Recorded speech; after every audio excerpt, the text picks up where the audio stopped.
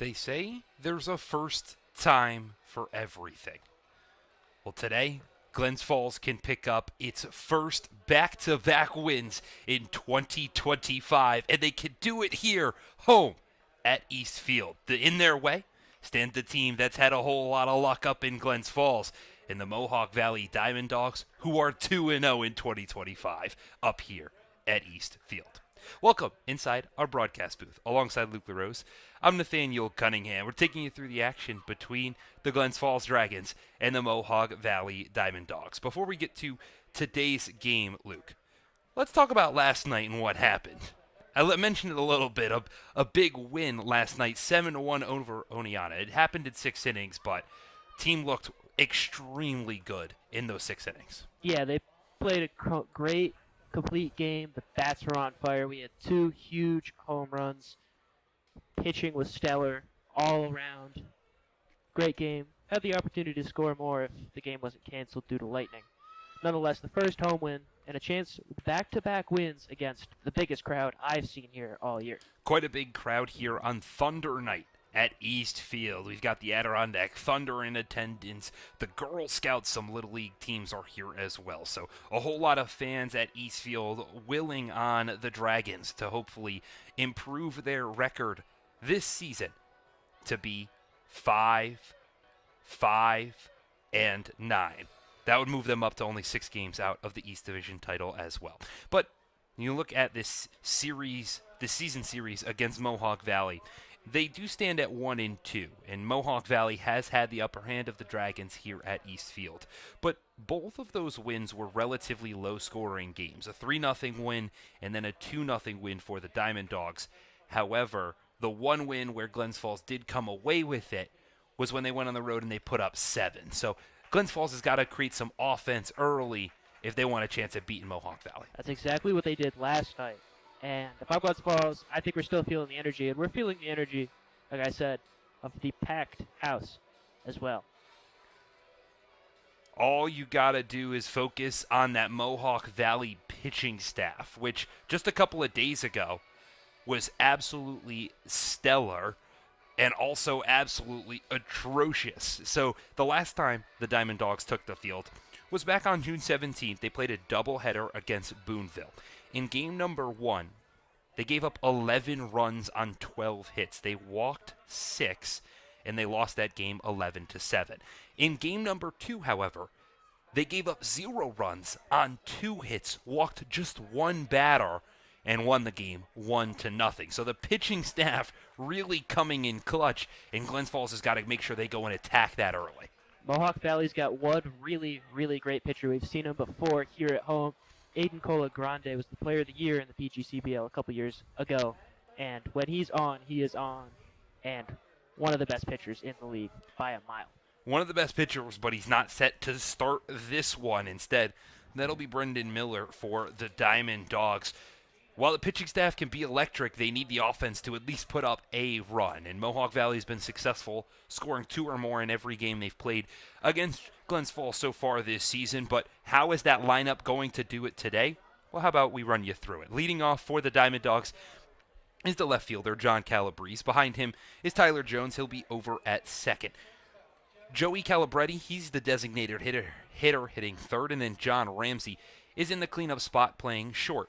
Caden Hart's out in center with Justin Hurd hitting behind him in the 6th hole. Ian Olschlager's out in right. Brandon Hoke is at first, and rounding out the lineup is Nico Soreese. He'll be behind the dish catching the balls and strikes. Defensively for the Dragons to set up a pretty standard, it feels like, defensive lineup.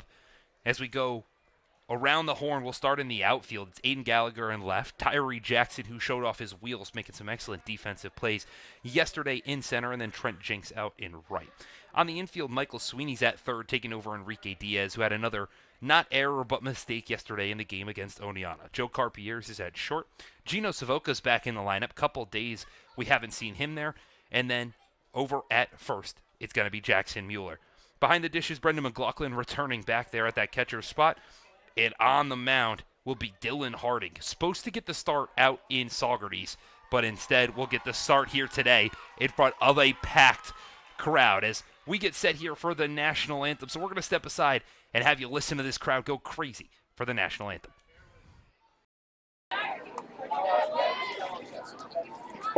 Please rise if you can.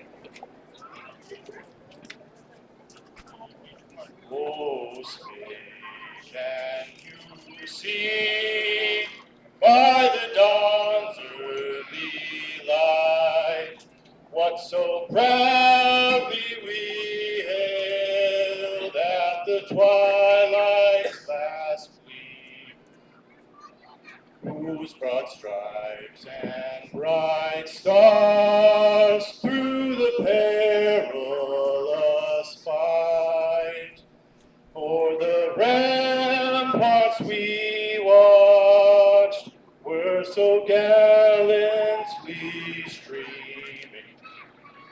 and the rocket's red glare, the bombs bursting in air, gave proof through the night that our flag was still there. Oh, say does that star-spangled banner yet wave o'er the land of the free and the home of the brave.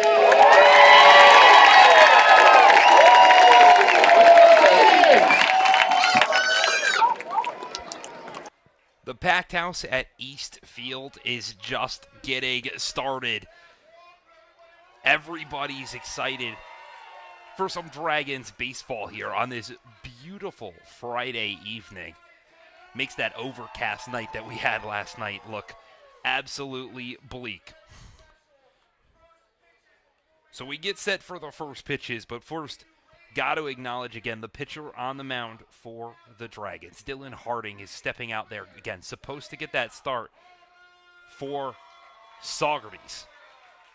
And had that game not been rained out, saw some potential. Dylan Harding looked good in his one appearance that we saw earlier, but so far this season, it's not been ideal. A 12 ERA with 3 innings pitched. He's given up 4 runs, so not the performances wanted to see out of Dylan Harding, but has been eventful to see him go out there and at least attempt in tough spots nonetheless against tough teams, once against Amsterdam, to be able to be solid. He did pick up a win so far in his 2 appearances. He's had 4 strikeouts in his 3 innings too, so at least a strikeout an inning. It's a pretty good rate. Definitely been shoved out in those not so ideal spots, but has done a really good job at going out there and just making it as kind of locked down as he can against some of the tougher teams in the PGCBL. But that doesn't change the fact that he now gets another chance with this entire crowd that is continuing to just go crazy here.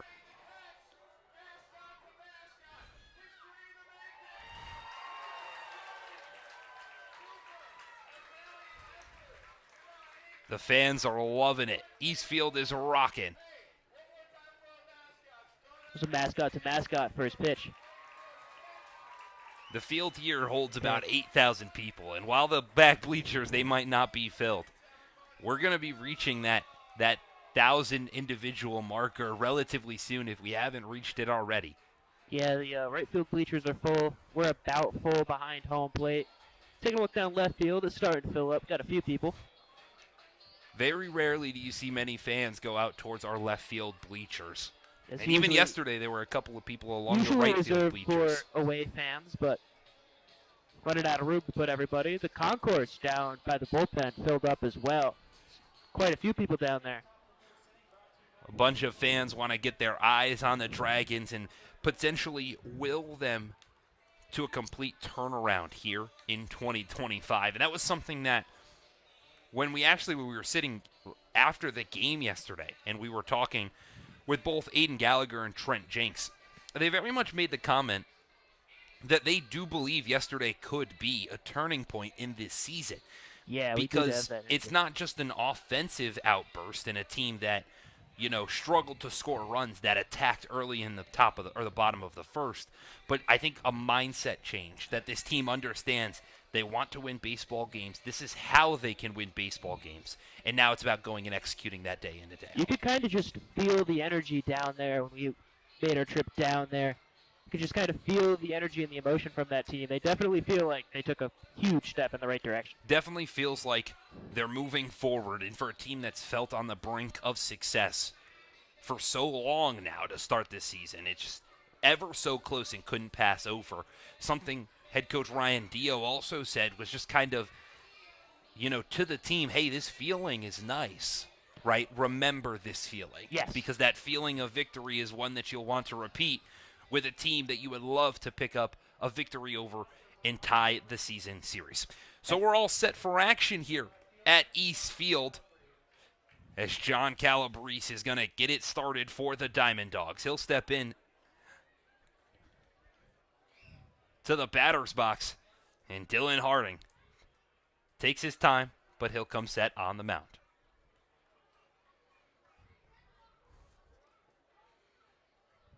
The first pitch is in there for strike one, and we are underway here at East Field.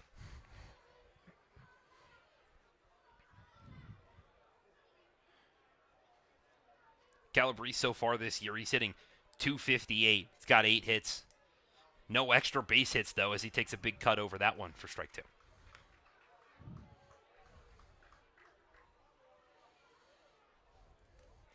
What Calabrese does have, hence why he leads off this Mohawk Valley squad, is 8 stolen bases. That's 5 more than the next closest player.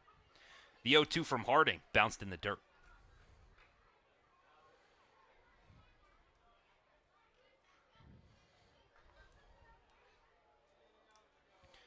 Yeah, Mohawk Valley not really going to tear the cover off the baseball with power. Been more of a small ball team, as are a lot of teams in this league. The 1-2 from Harding tries to get the outside corner, but a little too far. Count draws even at 2 apiece. Calabrese is known for doing this. He's got a .510 on-base percentage. That leads the team as well. So he may not necessarily get on with the bat because his 14 walks lead the Diamond Dogs. The 2-2. That's chopped over towards the second baseman, Gino Savoca, but he corrals it in easily for out number 1.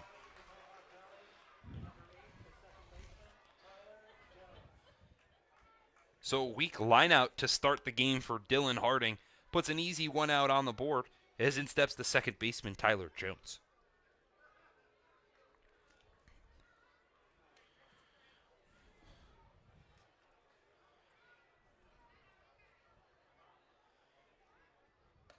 The first pitch that Jones sees is outside for ball 1. So far in 2025, Jones hasn't had a whole lot of playing time. Played in 4 games, started just 2. This is his 3rd of the year. He's 1 for 8 so far at the plate. As he pops that one out into right field, underneath it goes Jenks. He brings it in, and just like that, there's 2 quick outs here in the top of the first. Yeah, Dylan Arden's making quick work this inning of this Diamond Dog squad. Just been on top of it so far. Well, now steps up the big slugger in this Diamond Dogs lineup in Joey Calabretti. There's a reason that he's at the designated hitter spot. Although the average sits at just .233, of his 10 hits, 4 of them have been for extra bases. Second on the team in RBIs with 7. He watches the first pitch. Breaking ball, nicked the bottom of the zone. Makes it an early 1-0 count.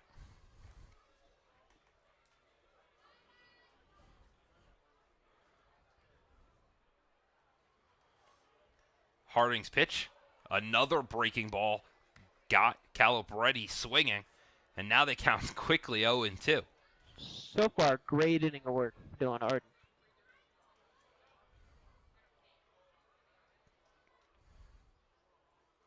Harding Cubs set. The 0-2. Just misses the outside corner. Behind the plate today, calling balls in strikes. That's Bill Decker. And then out in the field You'll see Scott Part rolling around that infield as runners reach base. The 1-2. That one nicks the outside corner. It gets it for strike 3. Calabretti's already got issues. He's got some words for Decker as he walks back to the dugout.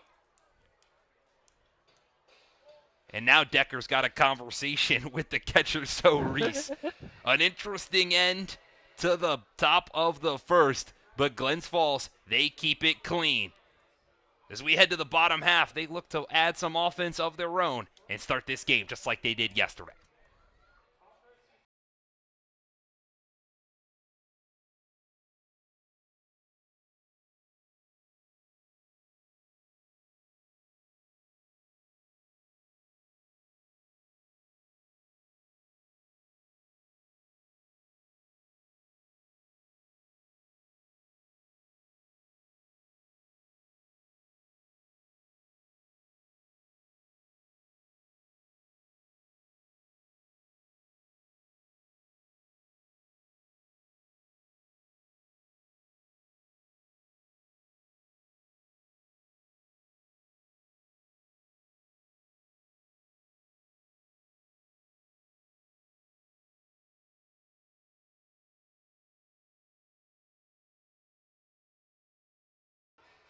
We're back at East Field.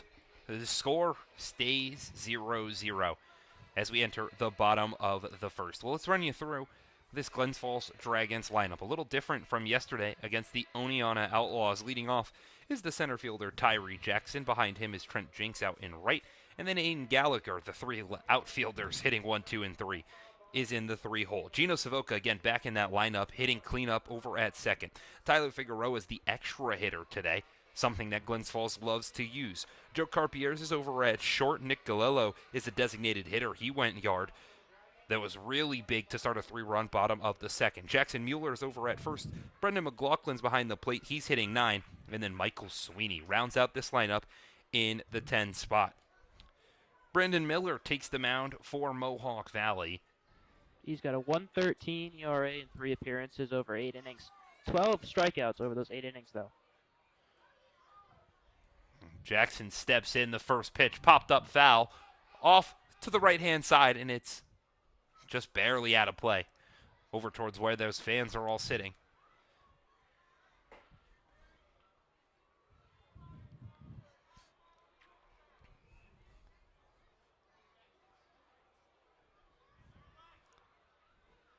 The 0-1. Outside. Miller, a big and tall lefty. Not a style of pitcher that the Dragons see quite often.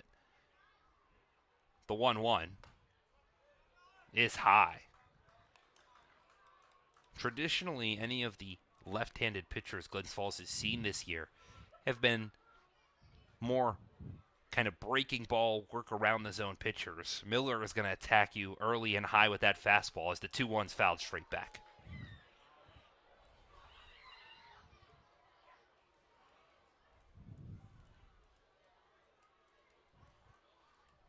Yeah, Miller stands at 6'3", 160. The 2-2 is swung on and missed. Miller picks up his first K of the day. And Tyree Jackson goes down swinging for the second time in 2025.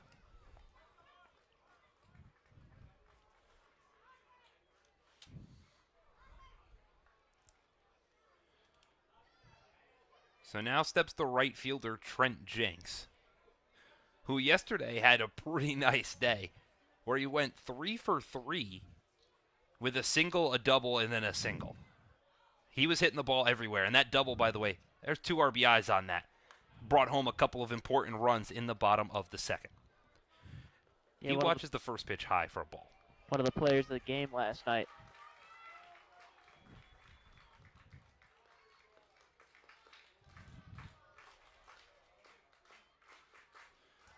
The 1-0 gets the outside corner.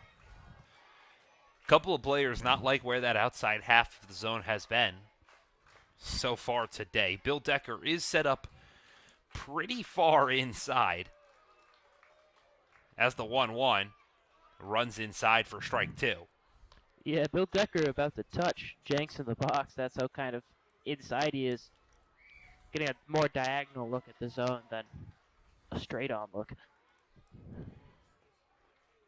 The 1-2 runs well inside. At least from our vantage point, it looks a little tough to be able to see exactly where that ball is coming from. And we actually saw Decker get nailed during warm-ups by Miller trying to set up there Yeah, on a he's little not bit of an behind the errant catcher pitch. at all. The 2-2 is swung on and missed. Back-to-back strikeouts for Brendan Miller. Starts the bottom of the first.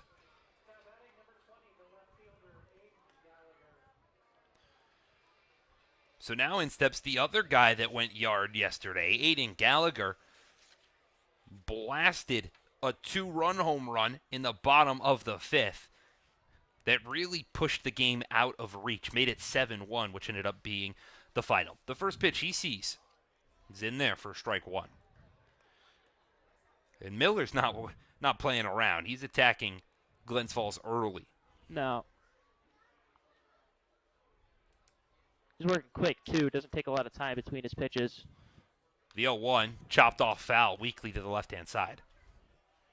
Just kind of get the ball and go.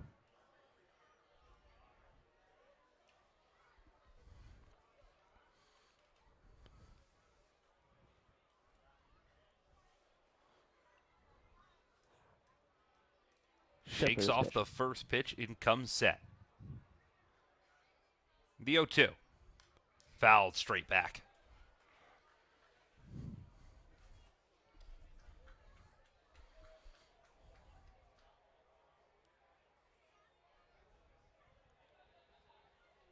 Shakes again and then comes set. The 0-2 again. Low.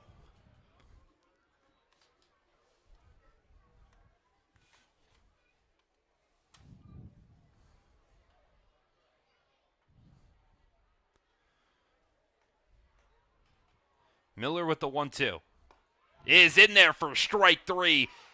It's a clean 1-2-3 inning for the Diamond Dogs as they send Glens Falls down on 3 straight Ks. It looks like a pitcher's duel's brewing here at East Field. You won't want to miss it.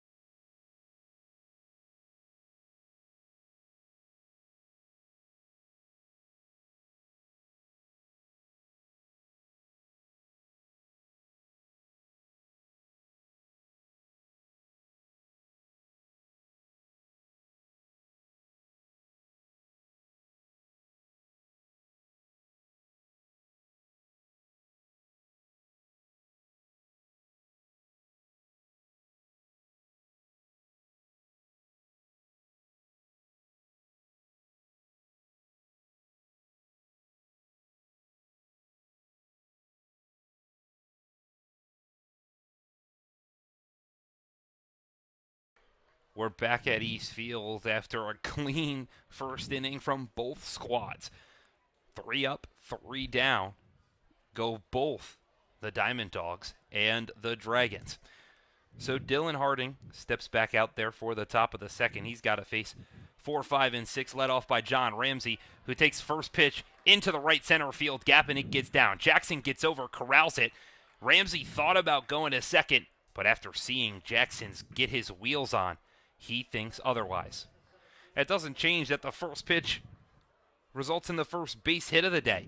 John Ramsey puts himself on with nobody out here in the top of the second. Yeah, just put that ball in the gap.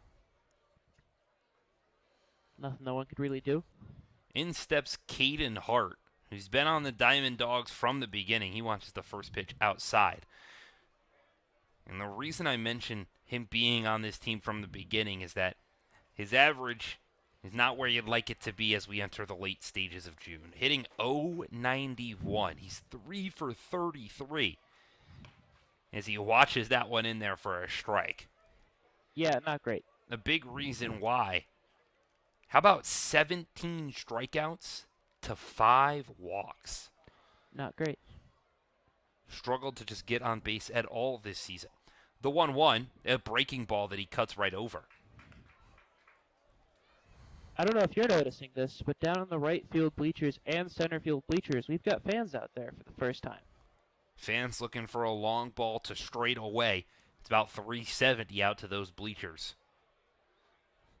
And they're going to check on Ramsey at first. He gets back in safely. First play from our field hump out there. Scott Part. You know, his job has been pretty easy so far. That's Scott Paul, excuse me, out there on the field. As that one's chopped on the ground over to third. The throw to second in time gets him. The throw to first not bounced. But the Dragons get the force. As Kane Hart will reach on the fielder's choice and John Ramsey jogs his way back to the dugout. Yeah, that ball had double play written all over it, but Hart's got some legs. Picks up a rare hit for him. No, not a hit, right. Fielder's choice. Gets on base, which is a rarity. So Hart stands at first now with nobody out, or with one out, excuse me. It was a little bit of an off throw from Sweeney to Savoca over there at second as the first pitch to Justin Hurd is in there for a strike. A little bit of an off throw, but when you're making those double plays, to have that off throw be towards first base and be so that Savoca was going towards the bag is kind of the good way. Savoca just wasn't able to deliver a strong enough throw. The 0-1 while outside evens the count at 1 apiece. Still a rare on base for Caden Hart. You know who's not rare to getting on base? Justin Hurd. He's got a 439 OBP this season. He watches that one in there. Now that counts 1 and 2. I mean, you see the 207 average, you think it's not been a good year, but 10 walks to his name, that's pretty solid as well. Yeah, this Mohawk Valley team really knows how to work a count into their favor, draw walks. Maybe not luck is on their side with putting the ball in play. They go check on Hart. At first, he gets back in there safely.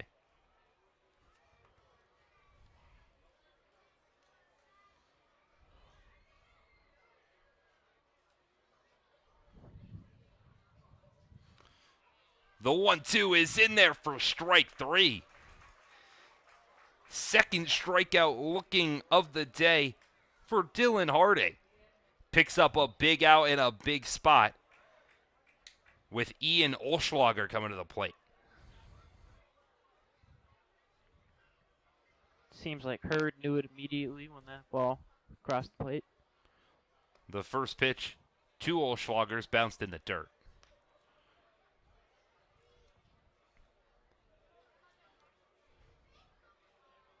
Hart over there at first, not really dancing around. He hasn't attempted a stolen base this year. Hasn't been on base a ton to try to. As the 1-0 is also low. But now there's a force, so you can make the easy play at second or at first.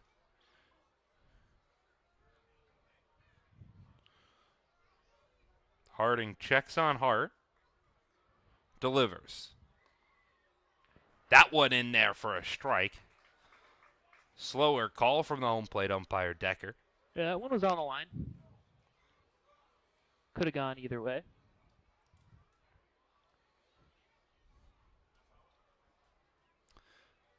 The 1-2 or the 2-1 is lined out to center field. Jackson's going to roam back, but easily get underneath it. He's got speed like that, and he can definitely get out there when need be. So despite the leadoff base knock, it's a clean inning again from Dylan Harding. And the Dragons, they've got another chance to formulate some offense and put some work together as we enter the bottom of the second.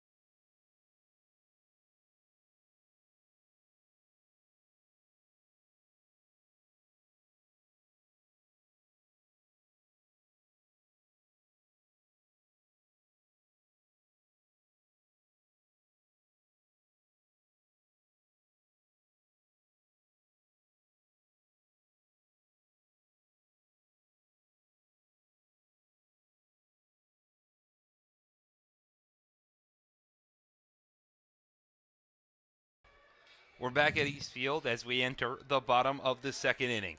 Glens Falls looks to add its first base knock of the season, or of the game, excuse me, as it'll be 4, 5, and 6 up for the Dragons, led off by Gino Savoca. It's been a couple of games since we saw Savoca. Didn't play in yesterday's game against the Outlaws. Was slated to play against Saugerties back on Wednesday before that game was rained out. But Savoca got a little banged up. Played in about 6 straight games in 7 days. So decided to get a couple of days off and has yet to really see the lineup since then. He watches the first pitch in there for the outside part of the zone, or the count evens at 1-1. Definitely with Decker, you're going to notice he kind of shifts where he is in the box, depending if it's a left or right-handed hitter, and he gives a lot to the outside part of the plate.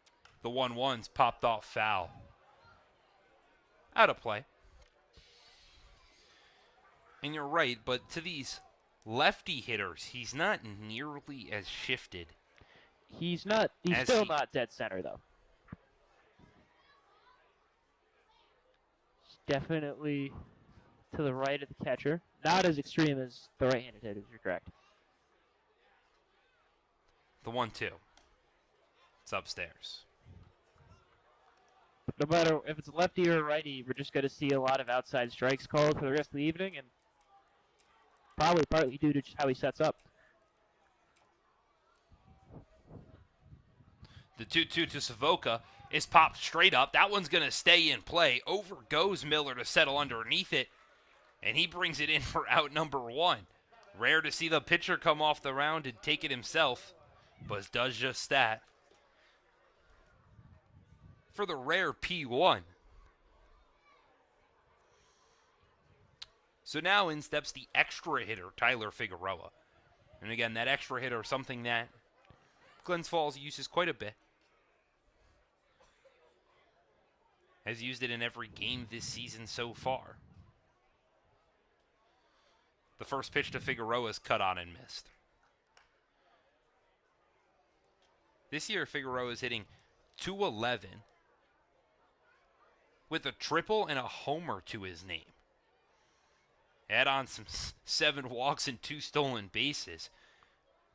Talk about a 5-tool player. Figueroa has been that. He watches the 0-1 pitch outside. Yeah, he's been great.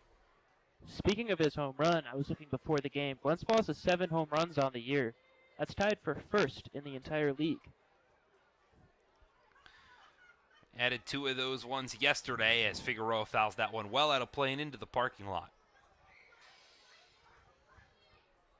Mohawk Valley just sits at 2 home runs on the year. Still a few teams in the league that haven't hit a home run. Both Niagara Falls Americans and the Niagara Ironbacks haven't put one up. Geneva Red Wings the same as well. The 1-2. Swung on and missed. Make that 4 Ks for Brendan Miller as we're 5 batters in.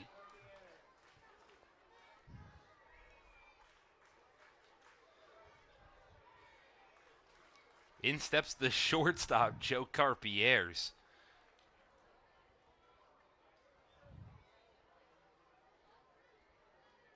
And the first thing I had to look at is what do the strikeout to walk numbers look like? Carpier's has got 7 Ks, 6 walks as he fouls off the first pitch.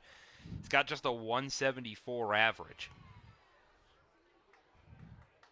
It wouldn't be surprising to see another K get added to the books for Brendan Miller.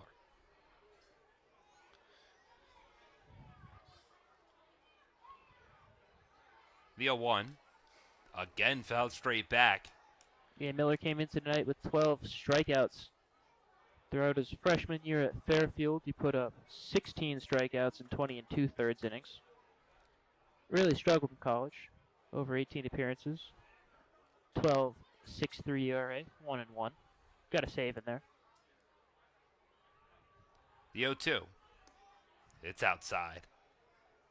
Seems like he might have struggled with his command over the course of the game, over the course of the year. 5 wild pitches, 4 hit by pitches, 27 hits. The 1-2. That was drilled straight back, almost nailed Miller. But it gets into center field for a base knock.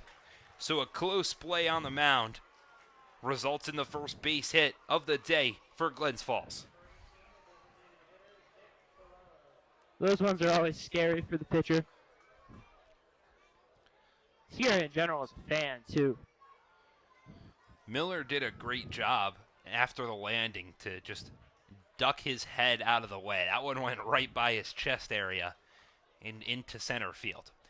The first pitch to Nick Galello is inside for ball 1. Galello, the other guy that went yard yesterday against the Outlaws. That one came back in the bottom of the second. And to say it was a big blast, that might be a little bit of an understatement. One of the few shots that as soon as it hit off the bat, you knew it was gone.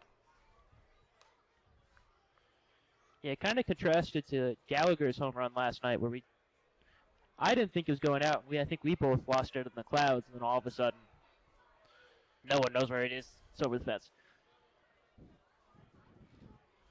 The 2-0 to Galello. Chopped off foul. Out of play. Yeah, with Gallagher's home run, it went up into the big thundercloud that was above East Field. Luckily, no rain came from that cloud, but kind of just snuck out of here. Gallagher's, however, that ended up on Haskell Street, and it was mashed as Galello fouls that one off, and the count becomes 2-2.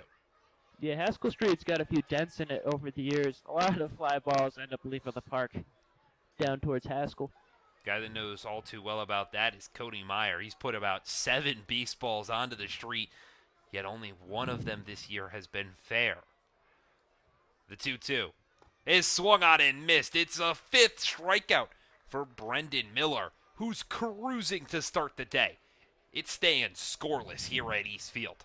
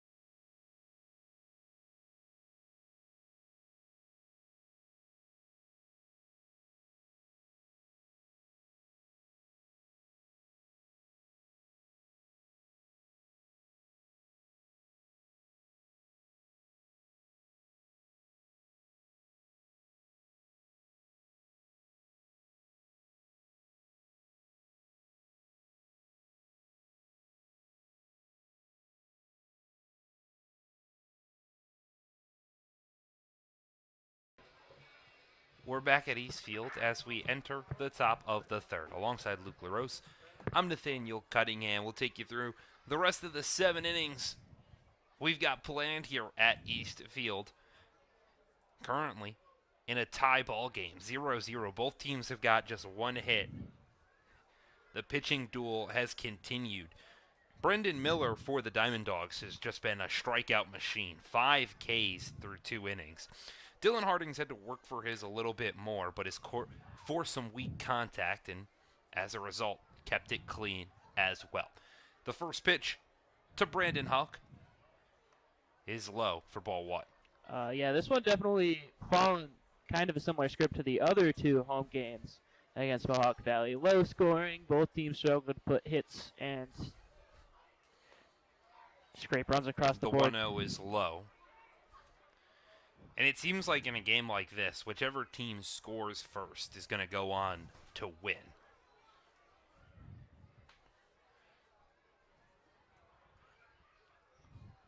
As the 2-0 is in there for strike 1.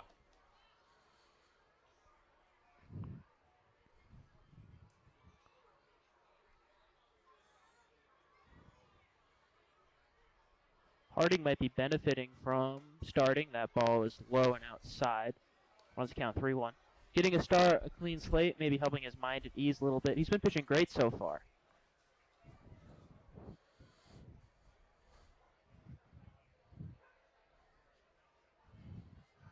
The 3-1 is chopped on the ground over towards the shortstop Carpier's. He delivers over to Mueller at first and gets him. So despite the hitter-friendly count, Harding forces some more weak contact and gets an early and quick first out here in the top of the third. That throw across the diamond by Carpier's had some heat on it. That ball might have caught Mueller a little bit off guard. So now in steps the 9-hole hitter, Nico Cerise. And so far this season, Cerise just a .063 batting average. But not a guy that's necessarily in there for his bat. His defense is really where he's been stellar. Behind the dish, a position that's at a premium. As he looks for hit number 2, he fouls that one off to the right side.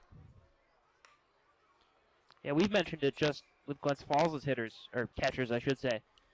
Trying to keep the ball in front of him has been a struggle for some of these catchers in this league, but he's done a great job at that. Something you notice as you look through the stat sheet. So Reese, just one of 2 players to ground into a double play this season for Mohawk Valley.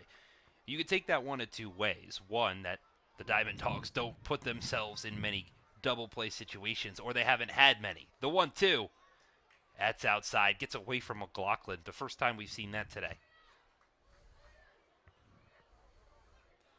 So you can take it one of 2 ways. Whether the Diamond Dogs are really good at just keeping themselves out of double play situations, or they haven't seen the offensive success in those spots. The 2-2, just outside. Yeah, we've definitely seen it in the games we've seen from them. Just kind of struggling to put runners on most of the time. McLaughlin did a good job that last pitch to try to frame it, get that strike call, but it doesn't, so the count draws full. The payoff pitch is grounded over to the third baseman, Sweeney. It's dropped. He picks it up and doesn't make a throw. Cerise was about 2/3 of the way down the line, and Sweeney chose not to throw it.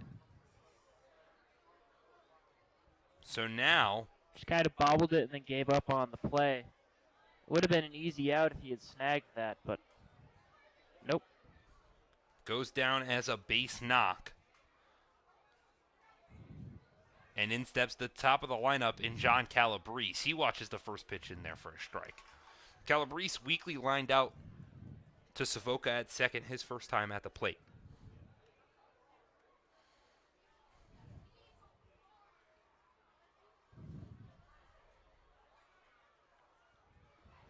They're going to check on Cerise over at first. He gets back in there easily.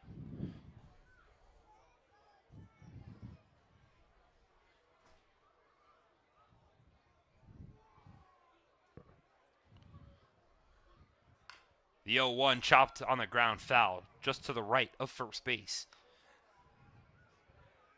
So Reese so far in this season is yet to attempt a stolen bag. Interesting to see if he gets the sign from head coach Stephen Luby over at third. Again, it's the top of the lineup, the real heavy hitters that usually bring in the runs for the Diamond Dogs at the plate. So Reese jumping around at first. The 0-2 swung on and missed. Great So pitch. despite the distraction at first, John Calabrese picks up his third strikeout of the game. And now all he's got is one more out.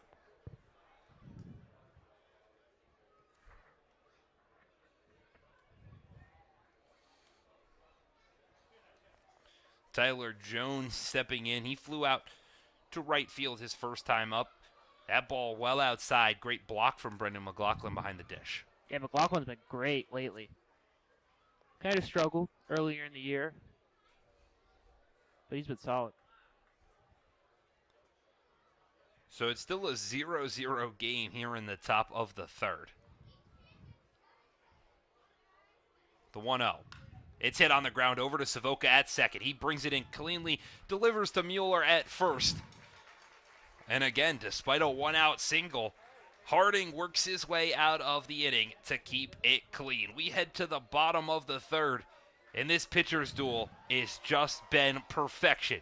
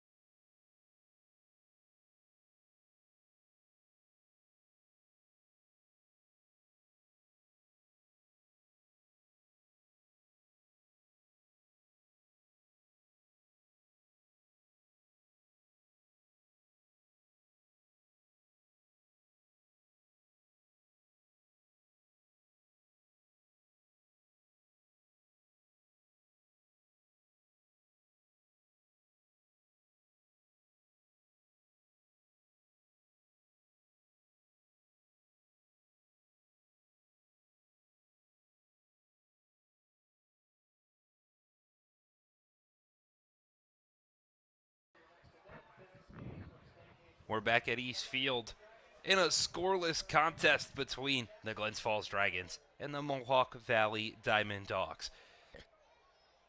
Pitching has been at a premium here on this beautiful Friday in East Field. The first batter here in the bottom of the third, it's going to be Jackson Mueller. He's going to look at the first pitch for a strike. It's going to be 8, 9, and 10 in this Dragons lineup. That one runs inside, almost nails Mueller. Almost nails Mueller and almost nails Bill Becker because he stands diagonal from the catcher. You see Mueller in the purple helmet, the purple batting gloves, reps the UAlbany merch as much as he can. The 1-1, he lines out into the right center field gap. Over goes Hart in center. He makes a slide, and it drops. Mueller's going to advance to second. And that's a leadoff double for Jackson Mueller. Yeah, Hart never got that ball. It was a long, long run from Hart. Impressive that he even got close to that. So with the pitching staff being excellent here today, a leadoff double puts a runner in scoring position. And the Dragons have got a prime opportunity they need to collapse on. Brendan McLaughlin steps into the plate. He watches the first pitch outside for ball 1. This is going to be the first time we've seen Miller with some, I guess, real pressure on him, trying to navigate that runner in scoring position with no outs. The 1-0 is cut on and missed. Count evens at 1 apiece. That was the third double of the year for Jackson Mueller. That leads the team now. Third extra base hit in general. As McLaughlin would love nothing more than to get hit number 1 here in 2025. No, you didn't mishear me. In 13 at-bats, he's hitless. Struck out 3 times. He's drawn a walk once, but has yet to reach base via a hit. As the 2-1 misses outside. A walk wouldn't be a terrible thing for McLaughlin. Any runner on you can get in a game against Mohawk Valley is just going to be a huge deal.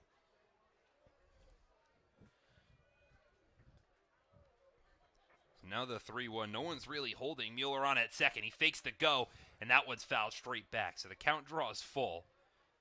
You wonder if Mueller potentially a distraction. So McLaughlin behind the plate. Yeah, Mueller kind of moving around a lot. It's kind of fake to go every single pitch. So now Miller comes set. The payoff is low for ball 4. And now a double and a walk put 2 runners on with nobody out. And you see Steve Luby, the head coach for the Diamond Dawgs, immediately directing his team. The corners are going to come in. So that's Hurd at third and Hawk at first. They're playing on the infield grass to protect the bunt from Michael Sweeney. The first pitch from Harding as he squares. Gets it down. Anyway. A beautiful bunt. Gets by the pitcher and Hawk at first. And the bases, they're going to be loaded. Big time miscommunication by the Diamond Dawgs. A perfectly executed bunt loads the bases and turns the lineup over. What a play by Sweeney. Big time piece of situational hitting. And the situation that Steve Luby and the Diamond Dogs, in theory, were ready for ends up turning sour. The first pitch to Tyree Jackson misses inside for ball 1. Now you see those corners of Hurd and Hawk. They're playing in, but not as far in on the grass. The middle infielders of Ramsey at short and Jones at second are out. They'll take the double play in exchange for a run. As the 1-0 to Jackson is fouled up high and well out of play. Hits on the top of our press box here. So again, the base is loaded. Mueller stands at third, McLaughlin at second, Sweeney at first. Jackson is in the box. He went down swinging his first time up back in the first.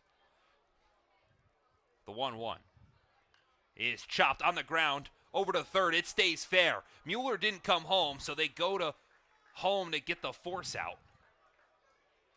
But now you get some speed on first. So Mueller is out on the 5-2. That's the first out of the inning. But the bases, they stay loaded. And everybody moves up 90 feet. McLaughlin goes to third, Sweeney to second, and then Tyree Jackson reaches on the fielder's choice. In steps Trent Jinks, who also went down swinging back in the first. But he's in a prime opportunity to bring in some runs and an opportunity he needs to cash in on. He's got 2 RBIs this season. And has really just been an electric hitter for the Dragons because he's hitting .379. Yeah, he's had a massive game last night. He pops that one foul straight back. Yeah, I don't think Mueller went home because that ball kind of looked like it was starting to drift foul maybe, but A ball to the outfield would do the job, put the Dragons in front. The 0-1 to Jenks is outside. there is a lot of space down in that left field corner. Calabrese kind of shading up towards the middle a little bit more. More talking to Hart out in center with the conversation, but you're right. That left field side is pretty massive. The 1-1 to Jenks is low for ball 1. Surprised to see the reaction not resulting in any movement for Mohawk Valley towards their bullpen. Their entire bullpen staff also is in their dugout, not down the line. As the 2-1 is drilled out into right field. Will it be far enough? Olschlager brings it in. In comes McLaughlin. He slides in, and he's safe. The ball was dropped from the catcher, Reese. Sweeney advanced to third. And the Dragons, they strike first. It's 1-0 here in the bottom of the third.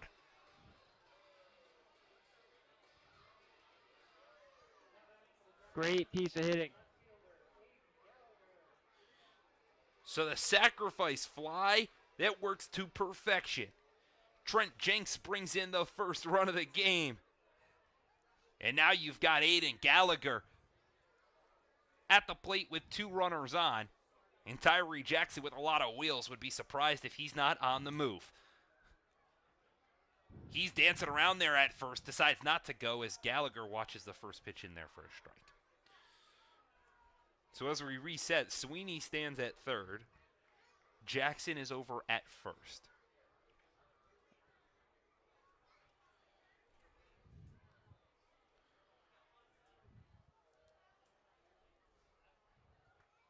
Jackson's on the move. That pitch upstairs, they'll let him go with ease. And Tyree Jackson will steal his way into scoring position. That's another steal for Jackson. Has had 2 so far in 3 games. Had a stolen base last night. The 1-1 bounced in the dirt.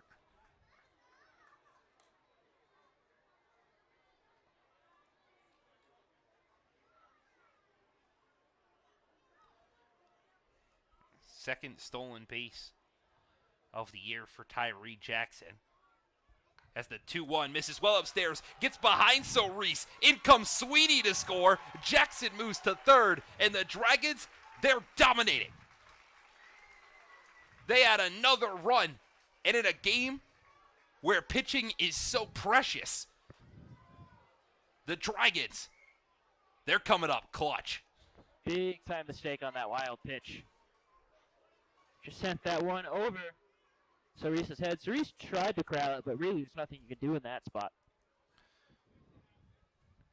The 3-1 is outside for ball 4. So now runners will be on the corners again as Aiden Gallagher walks his way down to first, and Gino Savoca comes to the mound as Nico Cerise is going to go have a conversation with Brendan Miller on the bump. Kind of noticed this with Miller looking at his college stats. Seemed like at time he really struggled with commands. Big time power, high strikeout numbers. A lot of walks, a lot hit by pitches. About 4 or 5 wild pitches too. Really just loses it at times. And Steve Luby's going to rock with him. No movement so far. Confidence in his guy to get that one necessary out to stop the bleeding here in the bottom of the third. Confidence that his Diamond Dog squad that has struggled to put up runs at time can also negate the 2 runs they've given up so far. The first pitch to Savoca is in there for a strike, and he doesn't like it at all. Immediately put his head back, and now there's a conversation between Decker and Savoca. Decker not too happy of the extracurriculars from the second baseman. The 1-2, low. Gallagher dancing over at first. It seems like everyone in this Dragons lineup has learned that kind of patented back and forth move, especially with a big lefty on the mound.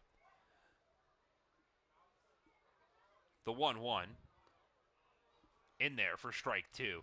Savoca, again not happy, turns around, looks at the dugout, and kind of shakes his head in confusion. Yeah, not seeing players from both sides too happy with the strike zone. Joey Calabretti had some words for home plate umpire Bill Decker, and now it looks like if this doesn't go the way of Gino Savoca, there might be some as well. The 1-2 is swung on and missed. Savoca upset, slams the bat into the ground. But it doesn't stop before the Dragons. They add 2. They lead the Diamond Dogs here at home, 2-0 as we head to the top of the 4th.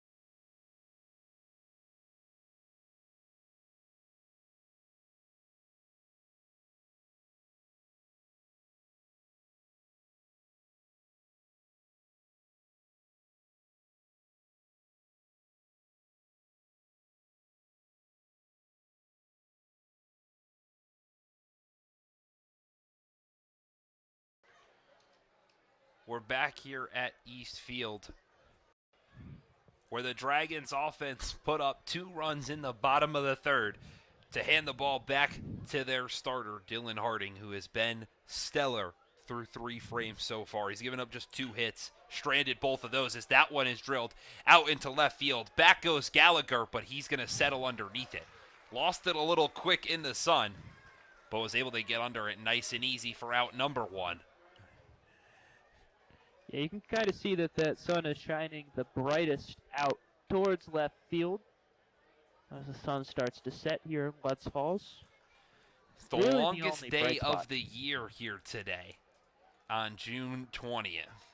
So that sun's going to be up for as long as possible, and the way this field is oriented is that sun comes right down into left. The first pitch to John Ramsey is in there for a strike. Ramsey had the leadoff single back in the second that resulted in nothing for the Diamond Dogs. Big inning for Harding. He runs that one inside, almost nails Ramsey, but misses him, so the count evens at 1 apiece. Keep it clean. Let the hot bats get back up. Expand the lead for him. Team that can use all the offensive production it can get. The 1-1. Just missed. Brendan McLaughlin's done an excellent job behind the plate to hold those pitches and frame them, try to get as many extra calls as he can.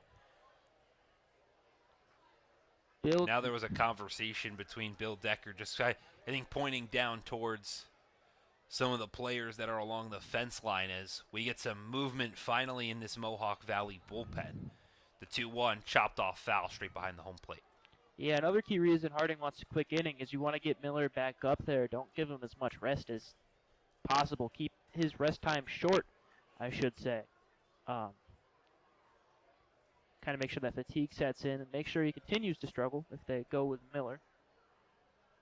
The 2-2 bounced in the dirt, so the count draws full here to John Ramsey. A quick inning would not give him enough time to get a new arm loose. Mohawk Valley's got a great bullpen. Well, the arm that went down there was Walter Garrett. He pitched against this Dragon squad Picked up the a win last that game, time I that believe. the Diamond Dogs were here.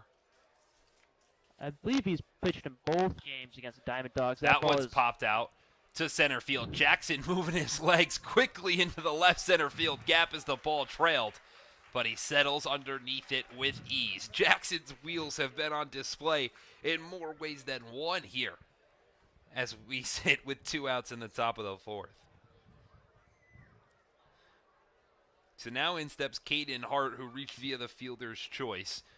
Double play ball that was just bounced from Savoca over to Mueller at first.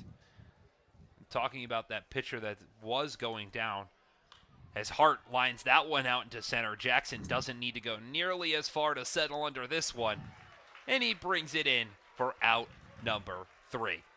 A quick inning of work for from Dylan Harding might force Brendan Miller back on the mound, and the Dragons can add some more runs as we enter the bottom of the 4th.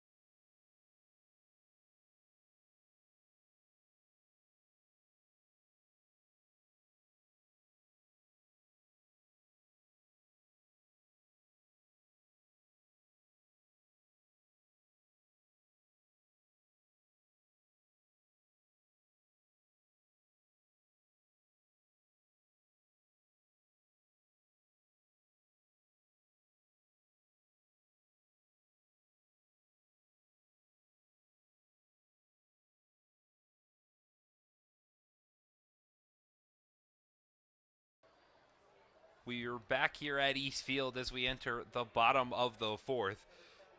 The Glens Falls Bats got hot in the bottom half of the third. They look to continue that against Brendan Miller, who's back out there for the fourth. You look down to the Mohawk Valley bullpen, you've got a pitcher warming. So maybe Miller's day slowly coming to an end. The first pitch that he throws to Tyler Figueroa is swung on and missed for strike one. He's only thrown 60 pitches. That last pitch was the 60th, but he's starting to struggle with his command, especially back last inning. The 0-1's outside, count evens at one apiece. It started with the leadoff double from Jackson Mueller. Then a walk to Brendan McLaughlin, a single from Michael Sweeney. That was a bunt single. As the 1-1's in there for strike two. And then it really just became a matter of time because the bases were loaded with nobody out. All you needed was one in the outfield. Got a fielder's choice, and then that sacrifice fly from Trent Jenks brought in the first run, another walk. And then a wild pitch that was thrown in there as well. Truly is what made the inning a two-run frame as it is. So the count's 2-2 to Tyler Figueroa.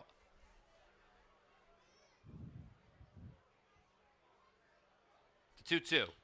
That's drilled out into center field. Hart doesn't have to move much. He shifts to his right and brings it in for out number one.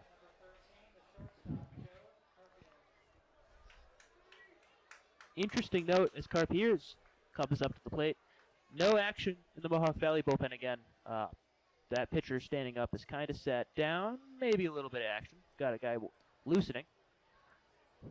But Got a nobody guy on throwing the mound. plyo balls against the shed out there. Yeah, but He's just getting the arm loose. The first pitch to Joe Carpiers runs inside, bounces off the glove of Nico Soris. And home plate umpire Bill Decker ignores Soris to go throw the ball out.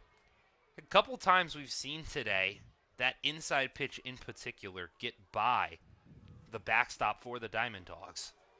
and the way Bill Decker is positioned, he's might get nailed by one. The 1-0, low. Yeah, Mohawk Valley not really in any rush to get Miller off the mound.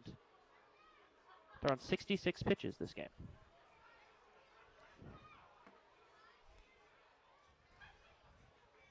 The 2-0, low for ball 3. So Carpiers, who had a base knock back in the second, has got a very hitters-friendly count, 3-0, with one dead here in the bottom of the fourth. The 3-0 pitch, it's in there for strike one.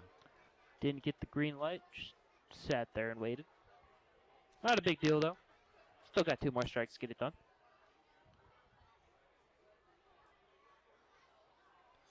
The 3-1 nips the outside corner, and this count's become full. Brendan Miller dug himself a hole, and now he's dug himself back to the surface. He comes set, delivers the payoff pitch.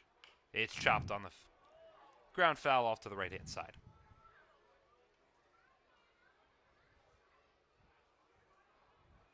Carpiers working the count, though. Seen 6 pitches.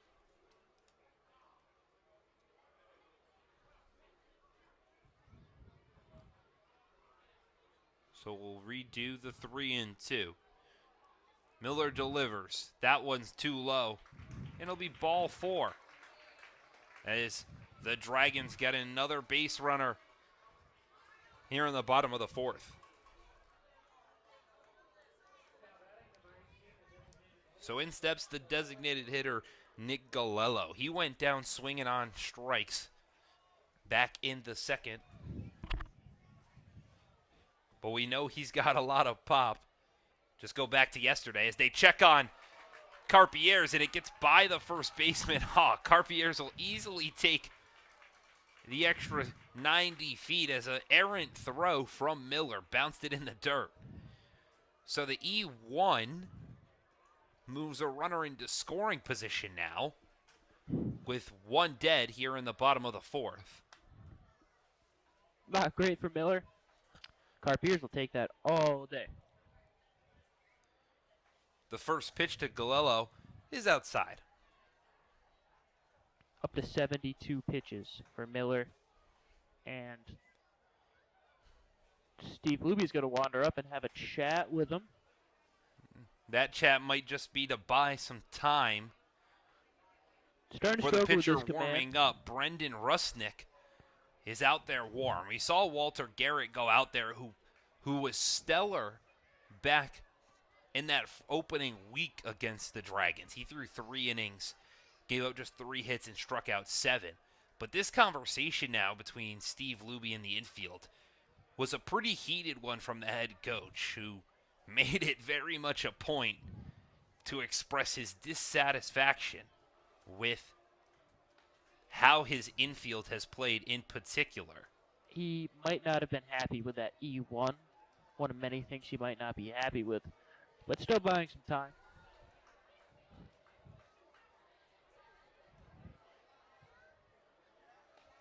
Steve Luby's in his 10th season with the Diamond Dogs. That one drilled to center field. Hart's coming in.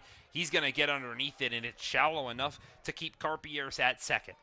So the fly out to center from Nick Galello is out number 2, with Jackson Mueller coming to the dish. The Diamond Dogs seen a lot of success with him as manager. 2-time PGCBL champions, including one in his first year.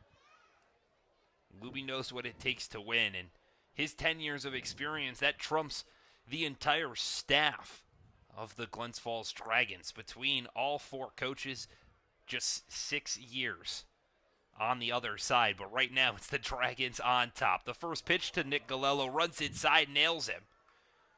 That's Miller, but no, it didn't hit him. They're going to say Mueller got over it. It didn't actually nail him, and it was just an excellent play from Cerise behind the plate to block it in front. So it'll be a ball. So it'll be a 1-0 count. Looks like it hit him, but guess it didn't. The 1-0 upstairs.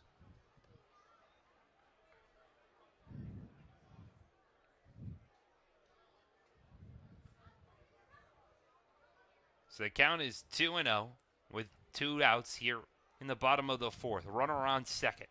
The pitch. This one's fouled out of play into the parking lot.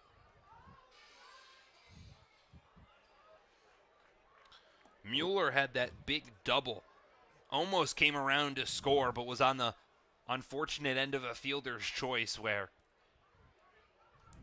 he couldn't necessarily see if the ball was going to be fair or foul. The 2-1 to Mueller. Bounced in the dirt.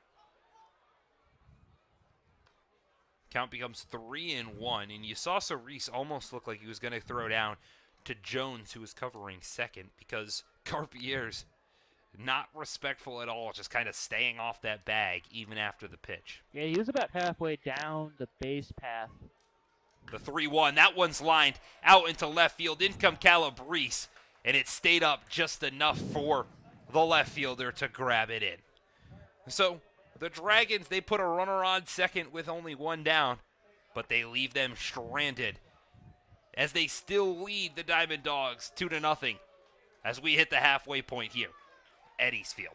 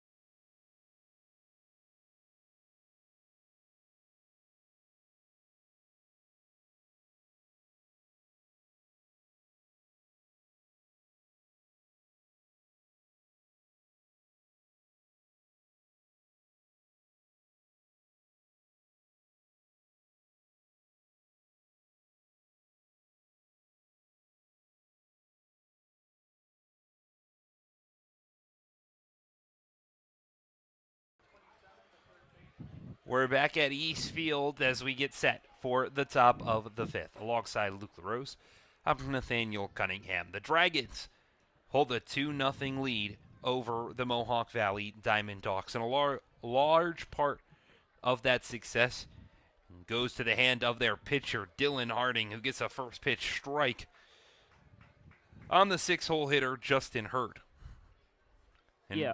he got Hurd swinging the first time, and so far today, he's racked up only 3 Ks, but it's been the weak contact that he's caused as he makes it quickly 0-2 that's really been successful. Yeah, this is Harding's first full start of the year, only shown up in relief. The rest of the games, I've been really impressed by him. He's pitched amazingly so far. Lights just came on here at East The Field. 0-2 is bounced in the dirt.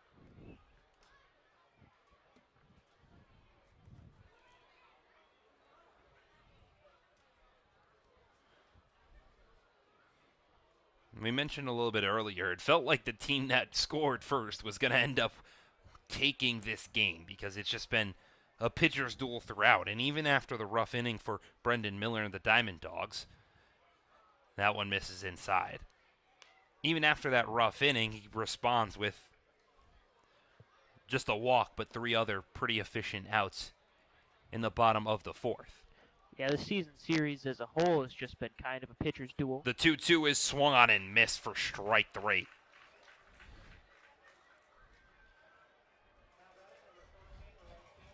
The 4th K for Dylan Harding brings up the right fielder, Ian Oschlager.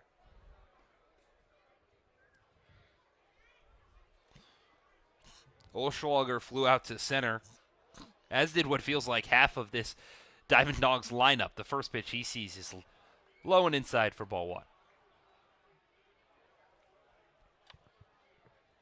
Harding's been great. He's been attacking the zone. 54 pitches, 33 strikes in total. That one well outside. McLaughlin had no chance at bringing it in, so the count becomes 2-0. Might have jinxed him a little bit with that one, but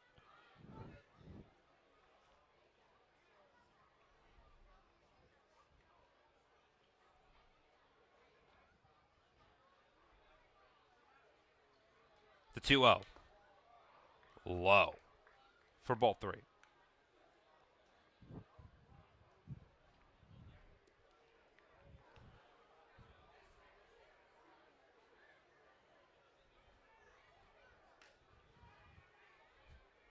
Harding comes set. The 3-0 is outside, and it's a 4-pitch walk to Ian Oschlager. The first free pass of the day as well for Harding. Puts that runner on first with 1 down. made it into the 5th inning and only giving up your first free pass. Just kind of further reiterates how great he's been so far tonight. For a guy that came into the day with 3 walks in 3 innings, kept his numbers down as they check on Oschlager, but he gets back in there easily. Brandon Hawk at the dish now, grounded out to the shortstop, Carpier's. His last time up, back in the 3rd. The first pitch he sees is in there for a strike.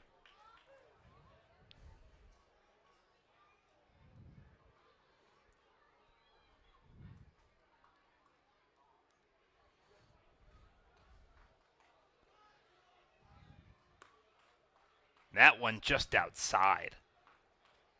Harding looking for that one. McLaughlin did a good job with the frame as well, but couldn't corral it, so the count's going to even at 1 apiece. The pitch is hit a mile high out into shallow left field. In comes Gallagher, settles underneath it nicely, brings it in despite the late little movement for out number 2.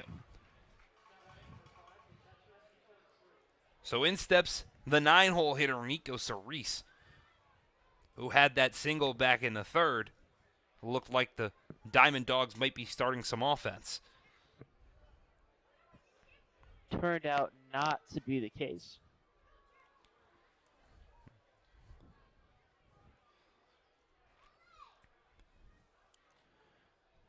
The first pitch to Cerise is outside well for ball one.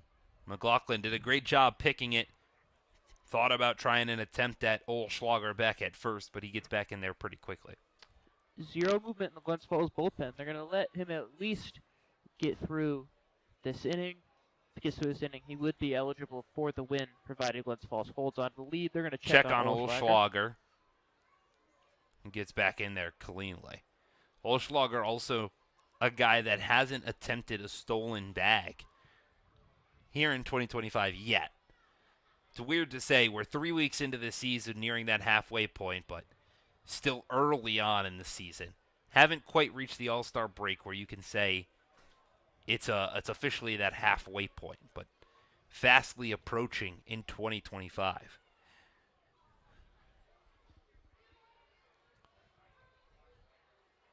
Harding takes a look at Olschlager at first and delivers. That one hit weakly out into right field. In comes Jenks. He catches it on the run. And Dylan Harding has been perfect through 5 innings. He's given up just 2 hits, walked 1, and has struck out 4. It's been an incredible day for Dylan Harding. Can the offense respond as we head to the bottom of the 5th?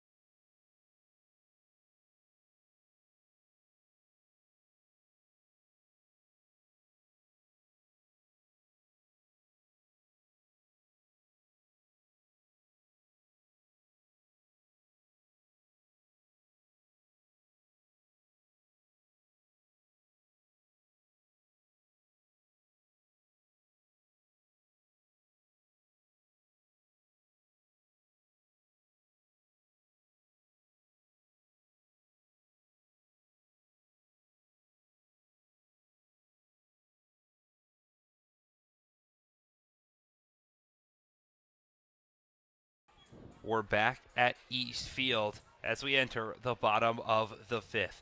Brendan Miller for the Mohawk Valley Diamond Dogs. His day is over. After 4 innings of work, he gave up only 3 hits, but allowed 2 runs, large in part to those 3 walks, but he did strike out 3. Taking over for him is another Brendan. This time it's Brendan Rusnick. He'll step on the mound for Mohawk Valley.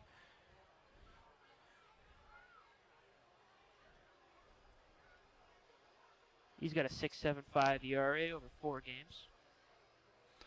The first pitch that he throws is in there for a strike. 13 1/3 innings in those 4 games.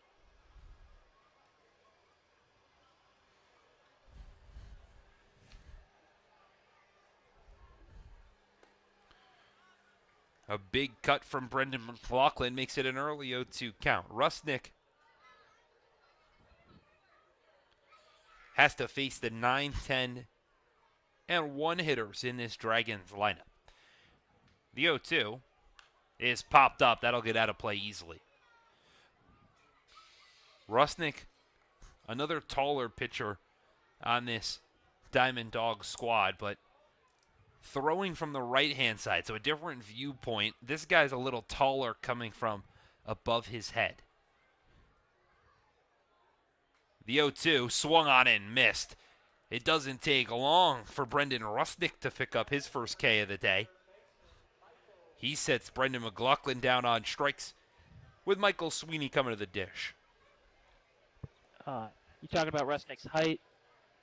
Right-handed pitcher, listed at 6'3".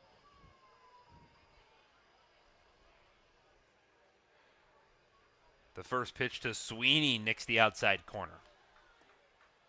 He plays his college ball at Herkimer College for the Generals.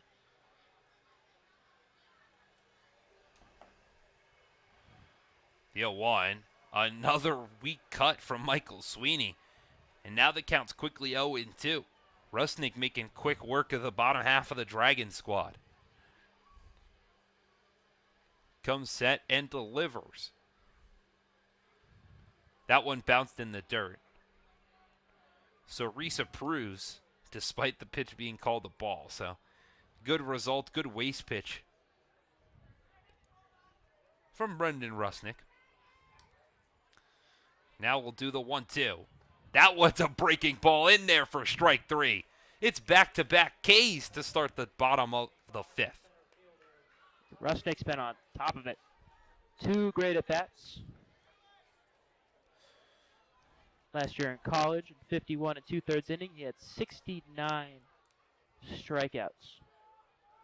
Oh, in steps Tyree Jackson. He's 0 for 2 on the day. Reached via fielder's choice and stole his way as he chops that one over towards the shortstop. The third baseman, Hurd, tried to come over and grab it, and instead took it away from Ramsey. And with wheels like that, you can't make that mistake. No, sir. So Tyree Jackson will reach on the infield single, grab his first base knock of the day, but a major mental error from Hurd, who was trying to beat the speed, but that was a shortstop's ball the whole way. So now there will be a runner off first with Trent Jenks at the plate. That speed threat is probably what did it. Had it been a slower runner who made that hit, might not have been too ambitious to try to cut that one off, but worried about the speed of Jackson. The first pitch to Trent Jenks is outside for ball 1.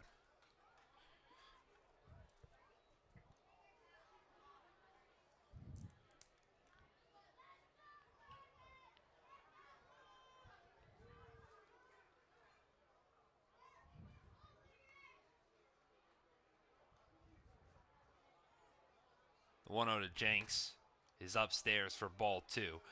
You can see Rusnick taking a little bit more time here because he's concerned of the speed of Tyree Jackson. We saw Jackson steal his second bag at 2025 back in the 3rd, and it's a valid reason with a guy who's got wheels like that over at first. Very stoic in his stance as he's rocking back in first. The 2-0 is also upstairs, so the count becomes 3-0, and now you can imagine Jackson, he's not moving anywhere. No. Unless the ball gets by Reese, which would institute the walk anyways.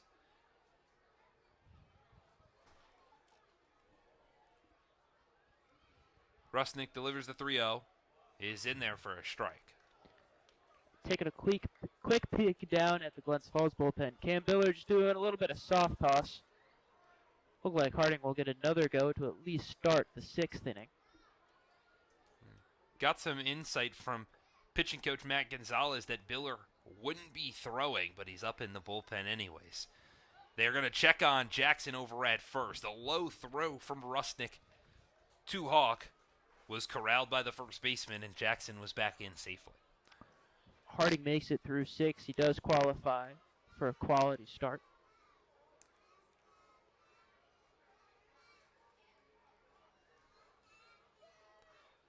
Jackson dancing at first. The 3-1 is swung on and missed. A big cut from Trent Jenks. And now this count has become full. Dio yelling instructions over at Jackson. The full count pitch with 2 outs. Jackson will be on the move on the pitch. The first baseman Hawk comes off the bag. He knows he's going. Rusnick comes set. The payoff. Bounced in the dirt for ball 4. And in a pressure situation, Trent Jenks comes out on top. He walks for the first time today, as in steps Aiden Gallagher. He's now got an opportunity with a runner in scoring position. And despite the 0 for 1 today, back with a looking strikeout in the first, he drew a walk back in the third. No one holding Jackson on second as the first pitch to Gallagher is too far inside.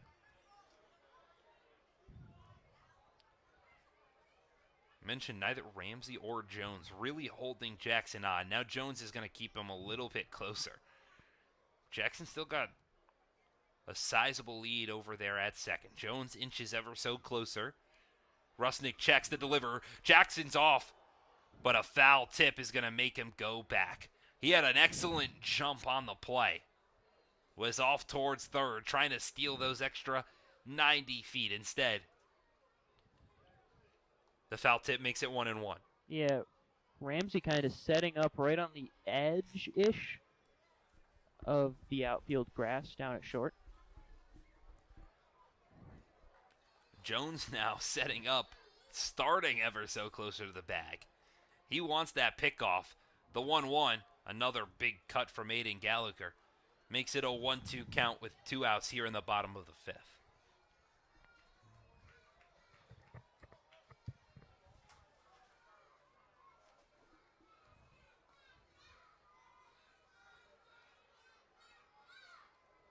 The 1-2. Outside. A great breaking ball from Rusnick. Just missed the zone, and we've got deuces wild here in the bottom of the fifth. There's 2 balls, 2 strikes, 2 on. The Dragons, they've scored 2 runs, 2 outs. You can count them around as Rusnick decides to step off and reset. Big time pitch coming up for Rusnick.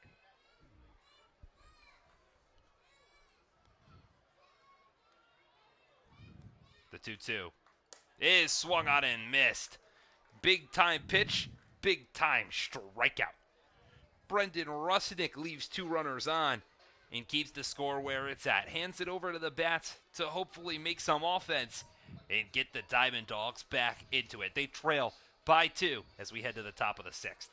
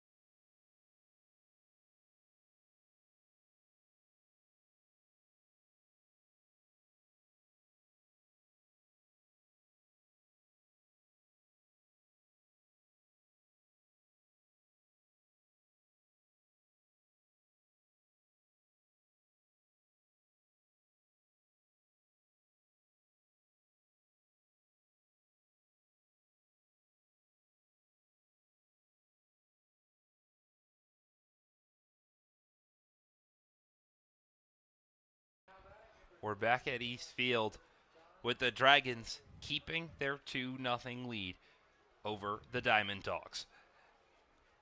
Dylan Harding goes back out there for the 6th inning of work. So far today, it's just been stellar. 2 hits. How about 4 strikeouts, only 1 walk? His day is coming to an end relatively soon, but Ryan Dio trusts him with the ball to go out there for the 6th. The first pitch that he delivers is fouled off well out of play to the left-hand side. He's got the meaty part of this Diamond Dogs lineup, 4, 5, and 6. Excuse me. He's got the top part of this Diamond Dogs lineup. It's led off by the left fielder, the lefty, John Calabrese. It's 1, 2, and 3.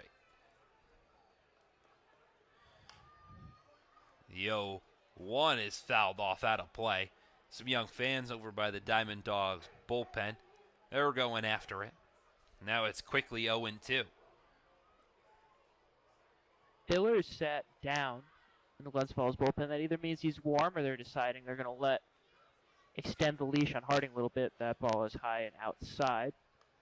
If Harding does navigate it through this part of the lineup and gets through the inning, qualify for a quality start. I believe that would be the first one of the year for a Glens Falls starter. The 1-2 is fouled off. Calabrese today is 0 for 2. He struck out back in the third and lined out to second. The top 3 hitters in this lineup, they're combined 0 for 6. The 1-2 misses well outside. The only players to secure base knocks are the cleanup hitter John Ramsey. He had a base hit in the second, and then Nick Cerise had a base hit in the third. Since then, the second time through the lineup, clean minus the 1 walk. That ball bounces in the dirt, and Dylan Harding's kind of worked himself into a hole. Was 0-2, now it's 3-2. That last pitch is 69th of the game. Pitch number 70 coming up. So the payoff pitch is lined on the ground hard. Savoca gets over, gets it, delivers to Mueller at first and gets him in time. Got Harding falling on the ground, but it doesn't matter. The full count goes in favor of the pitcher.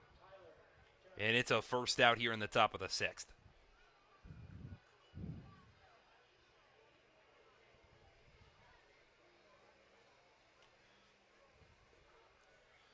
So in steps the second baseman, Tyler Jones. Again, he's also 0 for 2. Both of his have been put into play, once to second, and then he flew out to right. The first pitch he sees bounced in the dirt. McLaughlin couldn't pick it. Yeah, that one kind of awkward for McLaughlin, kind of tied him up, going across the body.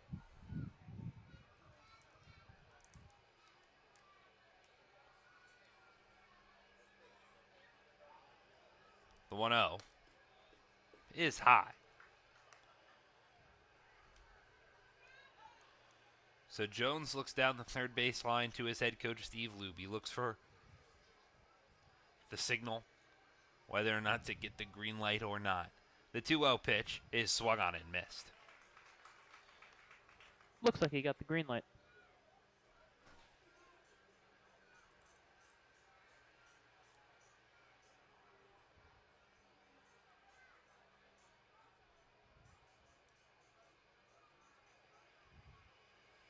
The 2-1 from Harding.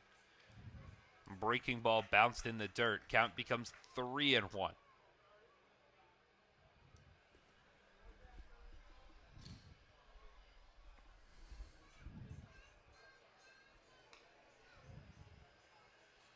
Harding comes set. The 3-1 pitch is in there for strike 2. Jones has got to step out, reset.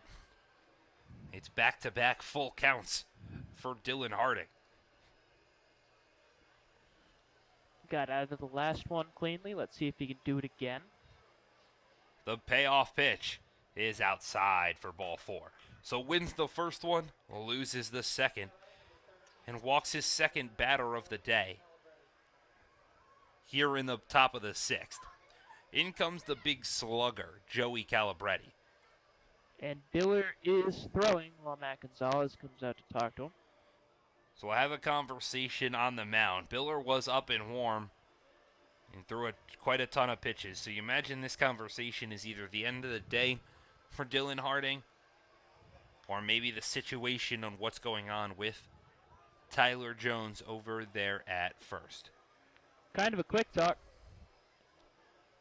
Jones again, no stolen bases this year, as Carpier's gives him a little extra love before he heads back out. And you can see Tyree Jackson in the outfield kind of shifting with the big slugger at the plate. So Jackson, who's got wheels, shifts pretty heftily towards the left-hand side.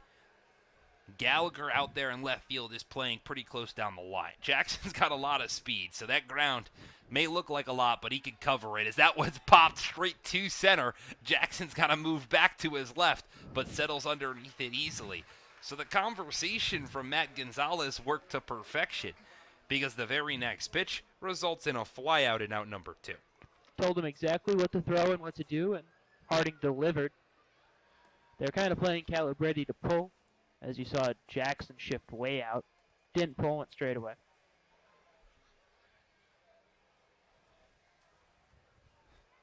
So now steps one of the only players with a base knock today, John Ramsey. Had that single back in the second. He watches the first pitch inside for ball one. Harding nearing 80 pitches tonight. That last one is 78th.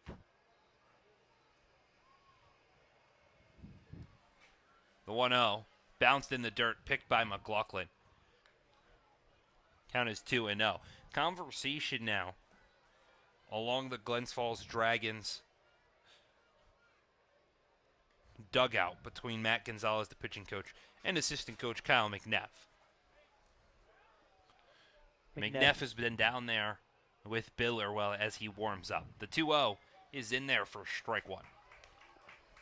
Looking like this will probably be the last batter of the game for Harding, whether or not he gets him out.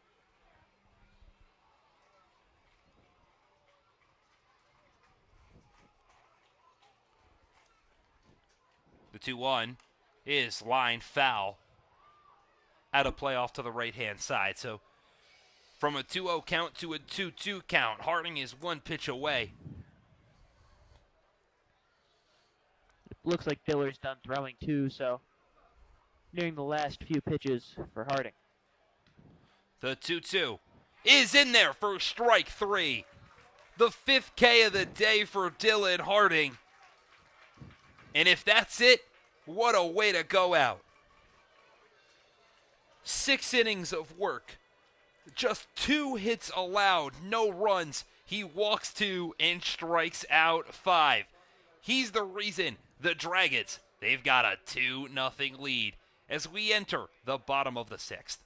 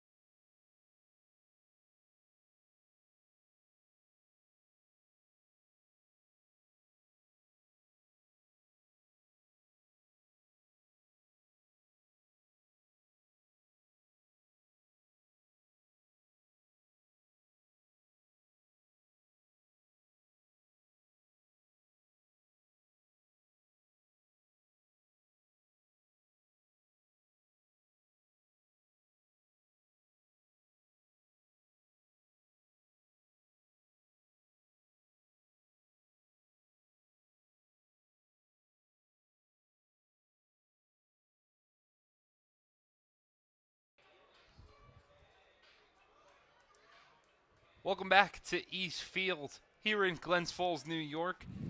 The Dragons lead the Diamond Dogs 2-0. Here in the bottom of the second, it's 4, 5, and 6 for Glens Falls, led by their second baseman, Gino Savoca. The first pitch he sees, he takes a massive cut at. Almost swings out of his helmet, his shoes, every other accessory he's got on. Digs himself an early 0-1 count. Savoca today is 0 for 2 with a pop out to the pitcher, and he went down swinging. The 0-1 is in there for strike 2. And now it's another deep count for Savoca, who's got some more words for the home plate umpire, Bill Decker. This one looked a lot cleaner and nicer than the last time the two of them talked. Yeah, Savoca not been very happy with Decker at all tonight. He sets in there, so Reese is set up well outside for the 0-2 pitch, which is right down Broadway, but not called strike 3. That one looked about as middle as it gets. But instead, Decker says it's a ball, and we'll do the 1-2. Maybe a makeup call, who knows? I'm thinking.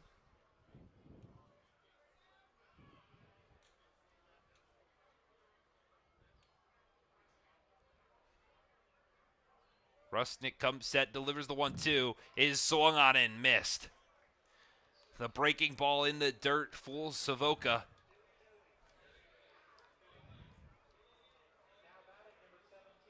As in steps the extra hitter, Tyler Figueroa. Biller up and moving again. They've been bringing him up, sitting him down, bringing him up, sitting him down, kind of all night long. Figueroa 0 for 2 on the day. The first pitch he sees is upstairs for ball 1.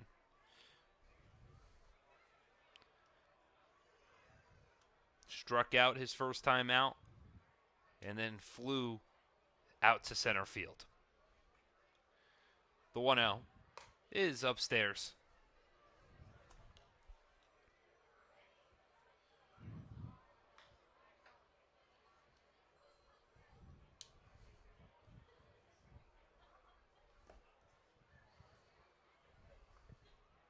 The 2-0. That one's popped off foul. It'll get out of play over towards the bleacher seats. Count becomes 2-1. Swarm of fans chasing that one up underneath the bleachers. Despite maybe a lackluster display of offense, the fanfare here at East Field has stayed. The 2-1 is another big cut from Figueroa. Comes up empty-handed. Yeah, still a packed house.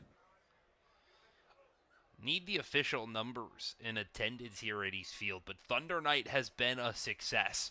The fans have showed out in full force. As the 2-2 is up and in, count draw is full. You definitely want to check out our promotional nights here at East Field. We do a ton of them. They're posted up on our Facebook page. So make sure you go check us out at the Glens Falls Dragons to see out all sorts of promotions that we are doing. The payoff pitch to Figueroa is outside for ball 4. So he'll take his walk down to first base the first time he reaches in today's contest with Joe Carpieres to the dish.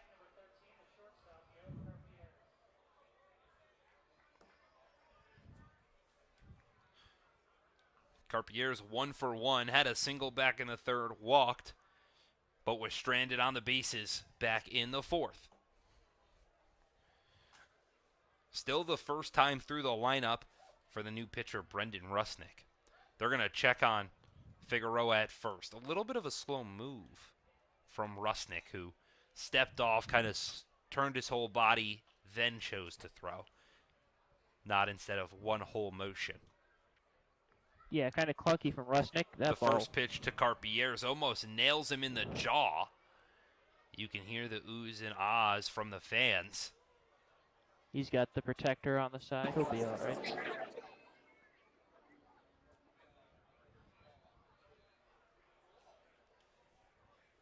So 1-0 count.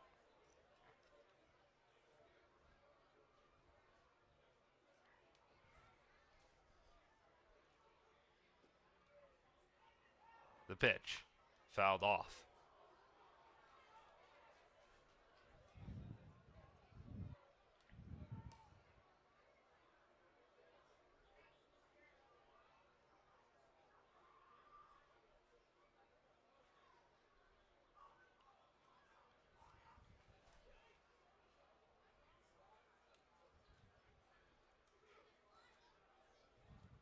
Rusnick is set. The 1-1. Low. So the count is 2-1 with 1 out here in the bottom of the 6th. Figueroa stands on first after his walk. He forced a full count before making his way to first. Waiting in the wings is the designated hitter, Nick Galello. Behind him, Jackson Mueller. As though 2-1 is in the outside corner. Evens the count at 2 apiece. Outside corner, a little big, as we've mentioned all night. Kind of looked at that one. I thought it was a ball. I've been wrong plenty of times before, though. The 2-2. Well outside. So Reese gets the ball and decides he's going to throw it out of play. He wants a new one. So the count draws full again for Rusnick to Carpieres.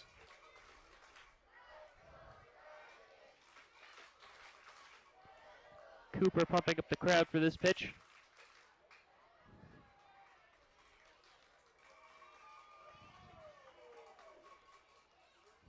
A lot of looks down from Rustic. The payoff is popped up out into right field. Over goes Oschlager. He settles underneath it and brings it in for out number 2. Back-to-back full counts for Brendan Rusnick.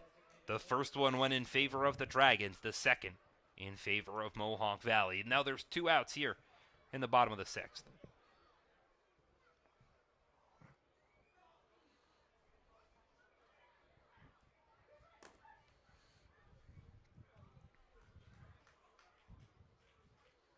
So Nick Galello settles in to the right-hand batter's box. He watches that first pitch well outside.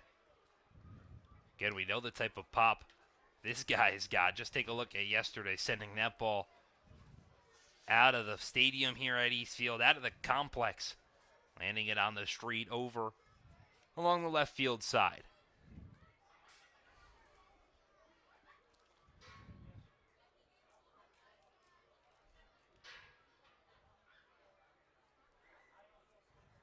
The 1-0. That one's popped up foul. It'll get out of play. Also along the right side.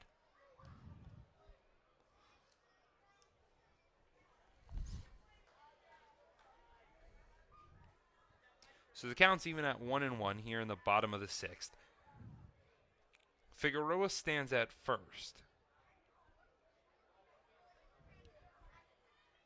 Galello so far today 0 for 2.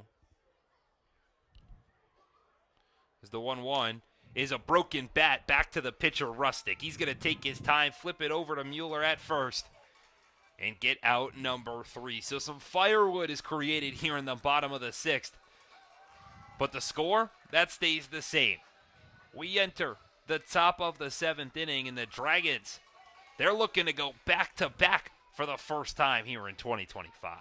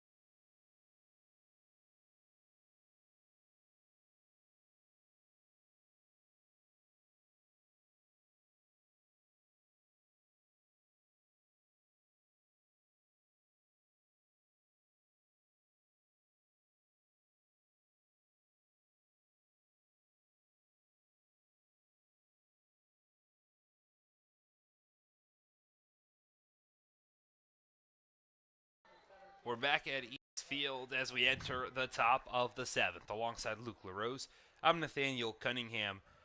Dylan Harding's day has come to an end for the Dragons, and what a day it was. 6 innings pitched, 2 hits, gave up no runs, walked 2, struck out 5, 2 of which were went down looking. In his place steps the big right-handed reliever Cameron Biller, and so far here in 2025, the numbers have not been in the favor of Biller, as his first pitch is chopped over to the third baseman, Sweeney. He delivers a throw that's bounced on the ground and gets past Mueller at first. The hitter Hart will advance over to second, and that's a nice welcome out of the bullpen. A base knock and then an error puts a runner in scoring position with nobody out here in the top of the 7th.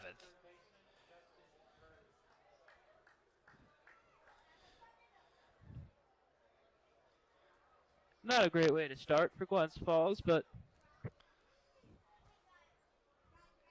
Not the error that you want to see no. in an opportunity, because now the tying run stands at the plate in Justin Hurd. But I was saying with Biller, as the pitch is low, Not had great luck. Biller so far this year, he's got a 36 ERA. He's appeared in 2 games, but he's completed just an inning of work where he's given up 4 earned runs. That one's hit a mile high, but out to shallow center field. In comes Jackson on his horse, but instead Savoca goes out there and he drops it. Savoca called off Jackson, who was playing a few steps deeper than normal, trying to make the play over his head, and instead it drops between them. So now there's 2 runners on with nobody out here in the top of the 7th.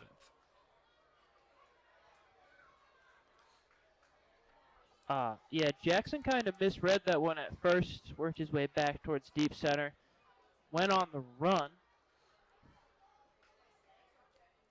The first pitch to Ian Olschlager is upstairs for ball 1. Jackson originally did what most outfielders do. When a ball's hit up, they take that one step back, but due to just how deep he was playing, had to come in quite some ways. And with his speed, he probably would have gotten there, but just came up empty-handed. The 1-0 is in there for strike 1. Finally, the first called strike of the day for Cameron Biller out of the relief.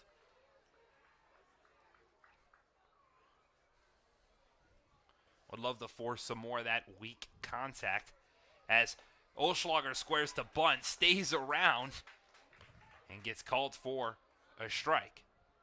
So the count is 1-2.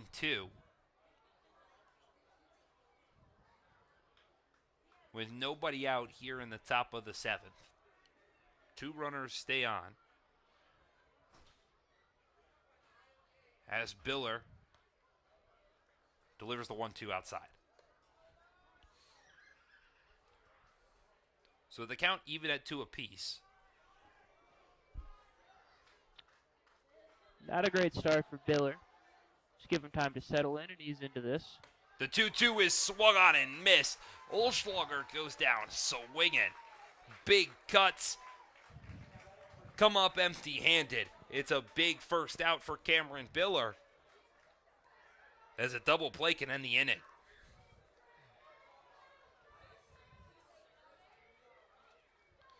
In steps the first baseman, Brandon Hauk. He's 0 for 2 today. He's grounded out to short and flew out to left. The first pitch he sees upstairs.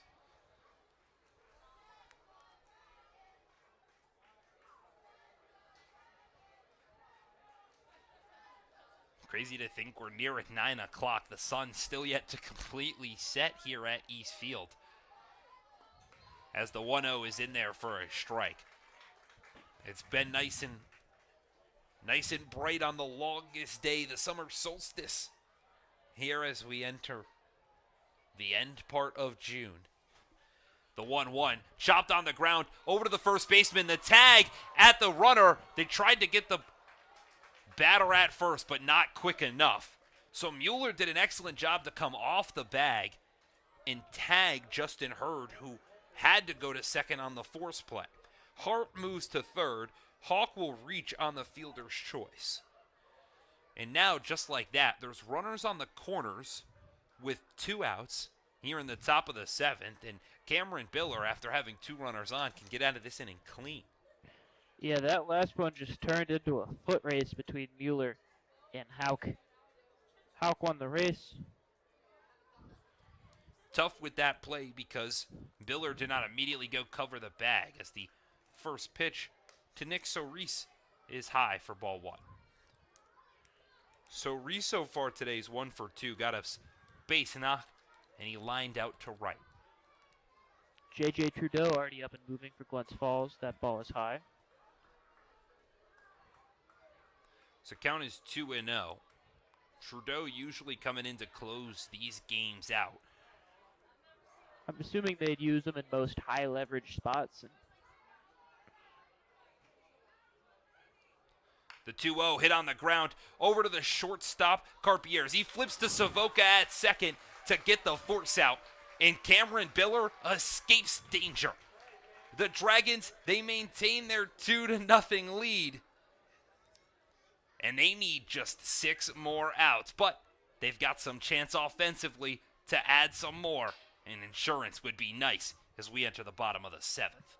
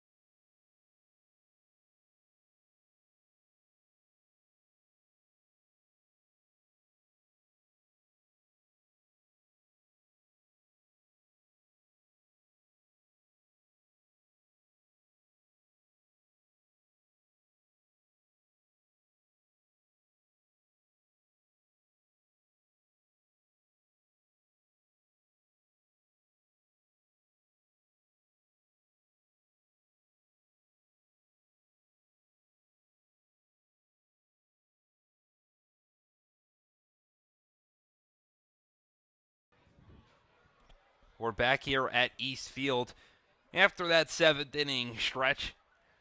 And we get ready for the bottom of the 7th with Jackson Mueller at the plate. The first pitch he sees is well outside for ball 1. It'll be 8, 9, and 10 for this Dragon squad. 7th inning stretch took a little longer than usual.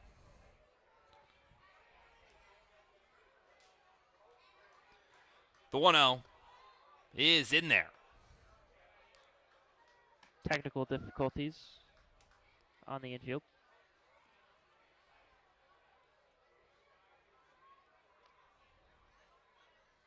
The 1-1. That's popped up out into center field. Shortstop Jones lost it. Luckily, it was far enough out where Hart could see it and bring it in. So the fly out to center is the first out in the bottom of the 7th, which brings up the catcher, Brendan McLaughlin. McLaughlin so far today is 0 for 1 with a strikeout, but he drew a walk, and he was the first run to come around and score back in that 3rd inning. The only inning with runs so far today is the first pitch nips the outside half.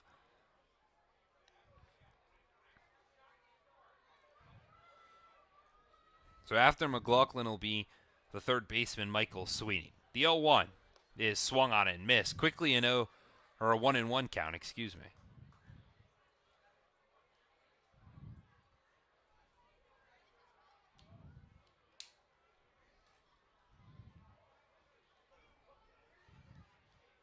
The 0-2 is swung on and missed. It's dropped by the catcher, so Reese, he delivers the throw down to first at Hawk.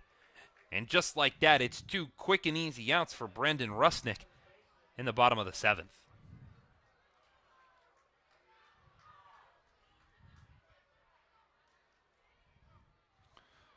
So now in steps Michael Sweeney. He's 1 for 2. Also came around to score after he laid down a bunt single that got past both the pitcher and Hawk at first. He watches the first pitch in there for a strike, and Rusnick's wasting no time. Efficiency, trying to get the bats back up after they had a semi-successful inning off of Cameron Biller. The 0-1. That's a big cut. Sweeney comes up empty-handed. So we'll do the 0-2.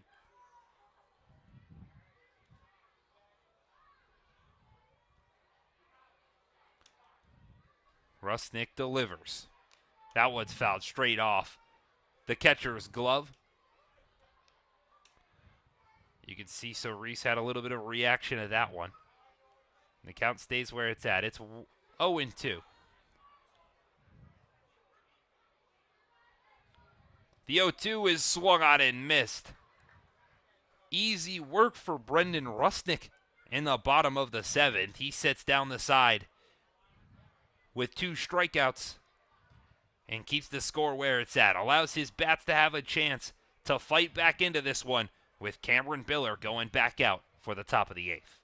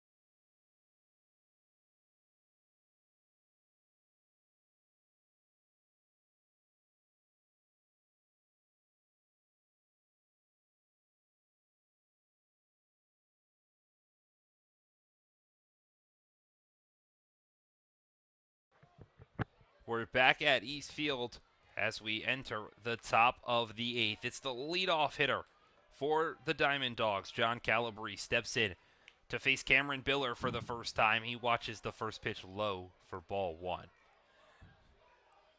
Biller gave up back-to-back singles in that 7th inning, but was able to strand those runners and come up as that one's chopped on the ground over to Savoca at second, but he can't field it cleanly.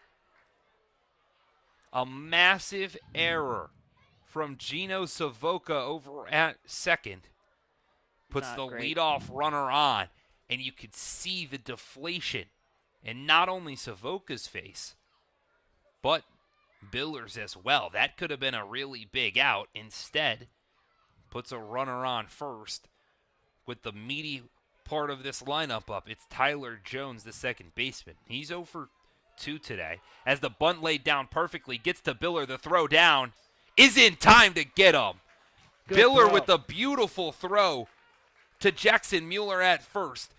Gets the hitter, Tyler Jones, but doesn't stop John Calabrese from moving to scoring position. Just wanted to hit on Savoca real quick. Kind of had a rough night at the plate adapting to Bill Decker's strike zone. And then the rough error. Been a rough night for him. Been a night I believe he would like to forget.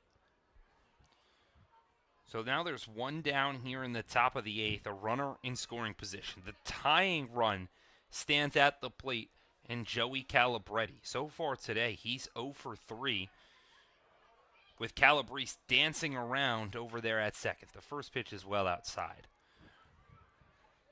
Calabretti, mentioned a little bit earlier, he's second on the team with 7 RBIs. He's one of only 2 players so far this season with a home run. He leads the team with 3 doubles. The 1-0 pitch he sees, he takes a big cut, but comes up empty-handed. So if there's a guy that the Diamond Dogs want in a situation like this, where they could make this a 1-run game, it's going to be Joey Calabretti. The 1-1 just missed outside.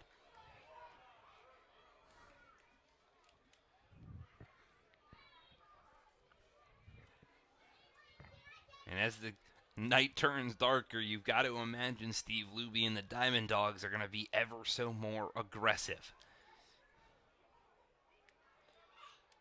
The 2-1 is in there for strike 2. Yeah, Diamond Dogs running out of time. in this game, Calabretti now in a 2-2 count. especially now that Glens has their closer up and moving. The 2-2 is lined out into left center field. Jackson going over towards the wall, dives, and he can't corral it in. It's out by the CWI sign. It's cut in. The relay, they're not going to make a play at home. And Joey Calabretti adds his team-leading 4th double. And he's made this just a 1-run game.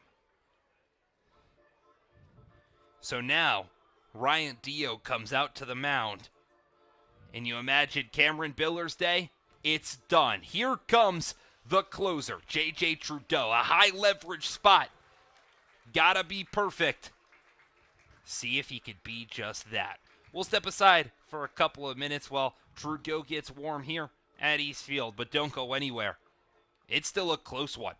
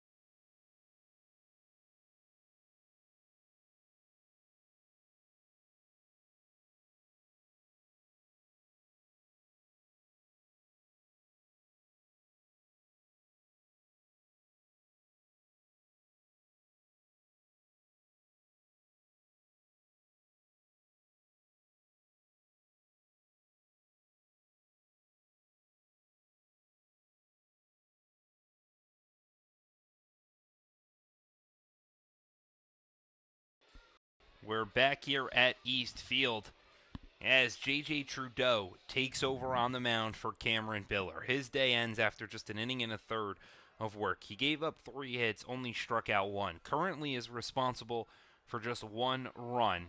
It could be 2 if Joey Calabretti, who stands on second, comes around to score.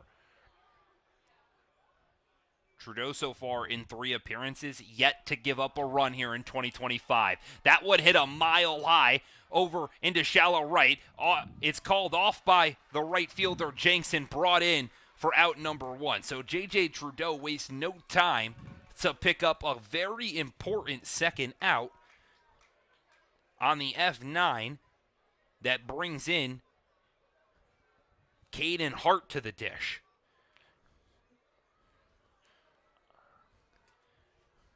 I was talking about Trudeau's numbers. He's got 1 win that's his brother Connor. He's got 3 appearances as that one's lined up the middle and it gets past Savoca at second into center field. Calabretti's going to come around to score. In this game, it's tied.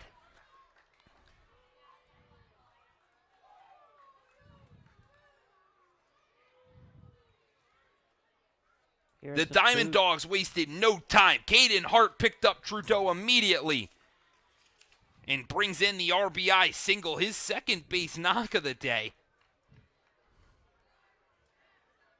And we've got a brand new ball game here in the 8th. Yeah, back to even pegging. The first pitch to Justin Hurd inside for ball 1.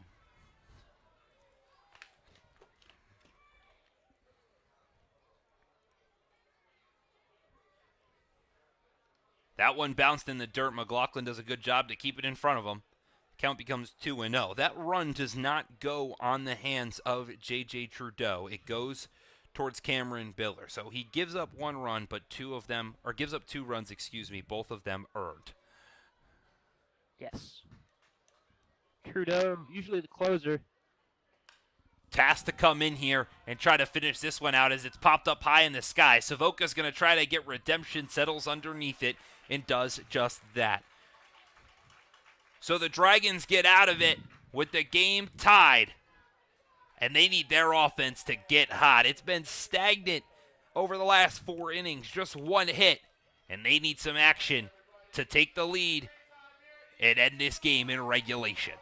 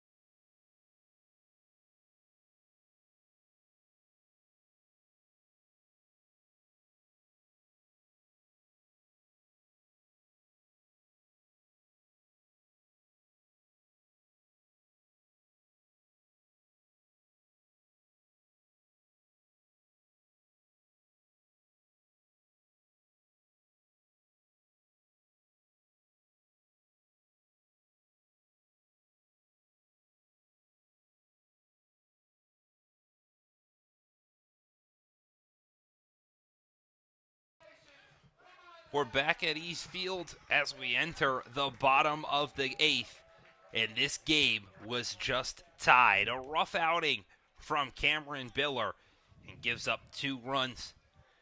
Ties this game as immediately there's a bunt attempt from the leadoff hitter Tyree Jackson, but it's popped up in the air in foul territory. And Nico Solis brings it in for a quick and easy out number 1. A terrible situation with a guy who's got so much speed. Instead, the pop out to the catcher puts 1 dead with Trent Jenks coming to the dish. Not great.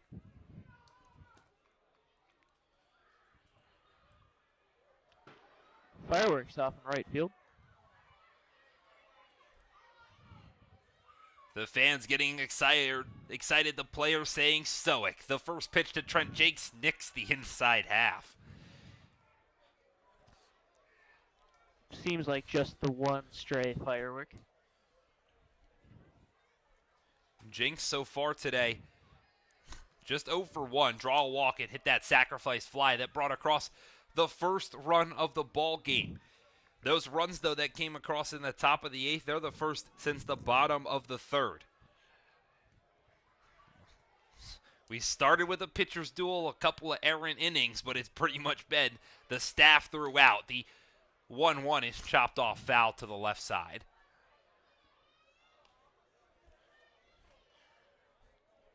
Apart from that one errant inning from Brendan Miller, his day was really solid. And Brendan Rusnick, who's been on the mound ever since, he's entering his 4th inning of work, has held Glens Falls to just 1 hit. They've stranded 4 runners. The 1-2 fouled off to the right side. Yeah, thrown over 50 pitches in relief. Having a guy who could eat up bulk innings like that is a big asset. And Diamond Dawgs have been well rested, haven't played for 3 days, so they have the ability to throw their arms, but they had a doubleheader, so they had to shove out everybody they could. The 1-2 is chopped on the ground off to the left-hand side, but it's foul just to the left of the 3rd base. So we'll redo the 1 and 2. Got double barrel action in the bullpen for Glens Falls. It looks like Christian Mello and maybe Jake O'Connor. Yes, it is Jake O'Connor.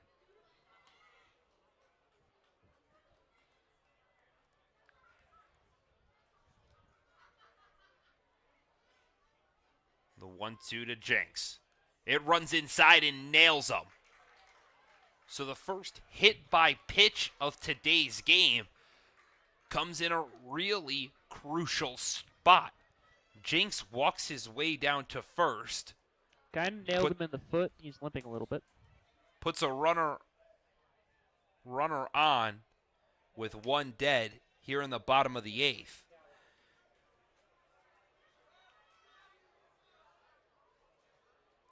Jenks so far this year, he's got 5 stolen bases, but he's been caught 3 times. He's taken a second just to move around there. Yeah. Ryan Dios halfway down the 3rd baseline trying to see if he can go, to see if there's potential substitution that needs to be made, because that go-ahead run stands 3 bases away. That ball hit him on the inside part of his foot. Aiden Gallagher steps to the dish. He's 0 for 2 with 2 strikeouts and a walk. Rusnick taking his time. The first pitch, low for ball 1.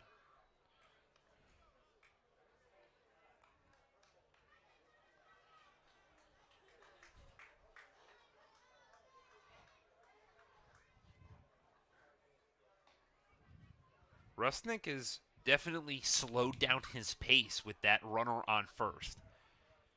He takes his time. They're going to check on him. He gets back in there safely, but another bad throw from the pitcher's mound to the first baseman. You saw an error from Brendan Miller that caused a runner to go to second. Then you see a couple of low throws from Rusnick. Yeah, you kind of noted earlier, he's kind of got an awkward pickoff move. The 1-0, breaking ball inside, misses. So now the count's 2-0.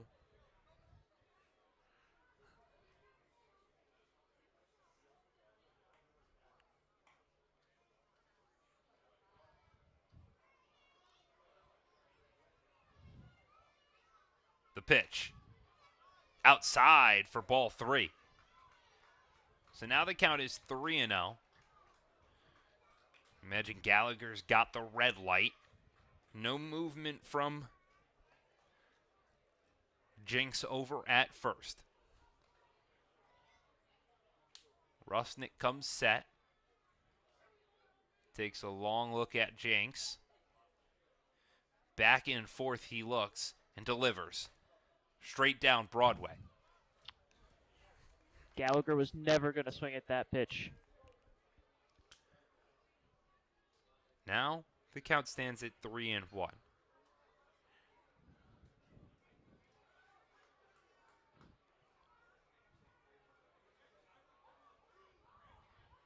Jenks is on the move. The hit and run is hit out into left field, but it's brought in by Calabrese. Jenks has got to go back to first, and the Dragons were a couple of feet away from a perfect play. Perfect positioning from Calabrese. Hit that one right towards him. So now in steps a man who could redeem himself, Gino Savoca. Had a big error that ended up costing the Dragons a run. That started the 8th inning onslaught from the Diamond Dogs. The first pitch is outside. Yeah, so far been a night to forget for Gino. Savoca, he's 0 for 3 today with 2 strikeouts and a weak pop out to the pitcher.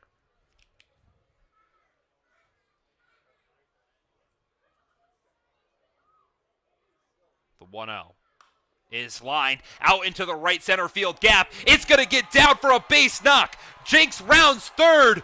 He's going to send him home. Savoca's into second. The relay, it's not in time. Savoca acts redemption. After an error in the top of the 8th, he gets it back, and the Dragons, they're back on top. It's 3-2 in the bottom of the 8th. What a way to redeem yourself if you're Gino. Kiss that error goodbye. Kiss those bad at-bats goodbye. Put your team back out in front.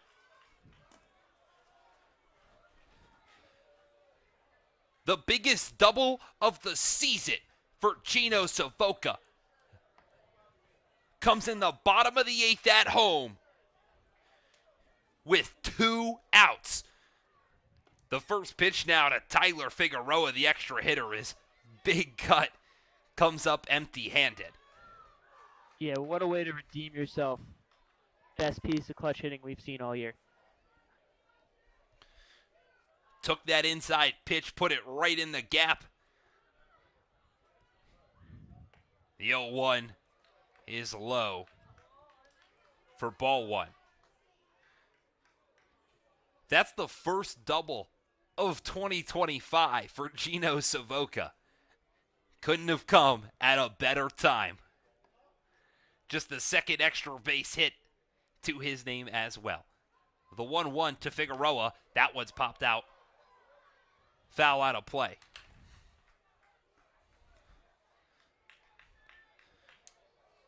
We were saying that they couldn't get much worse for a guy that was 0 for 3 with 2 strikeouts, made an error that ultimately ended up costing the lead. The win gets off of Dylan Harding, who pitched excellently, and instead he comes up hero as the 1-2 misses outside.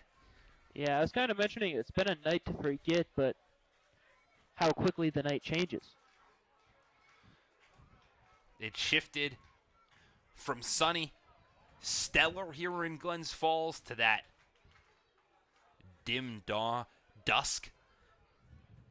And the next thing you know, the night falls, the moon erupts the sky, and the Dragons, they come out of nowhere. That one weakly hit out along the first base line. Over goes Hawk. He corrals it just in foul territory. But it's not before the Dragons grab their lead. They're 3 outs away from back-to-back wins for the first time in 2025.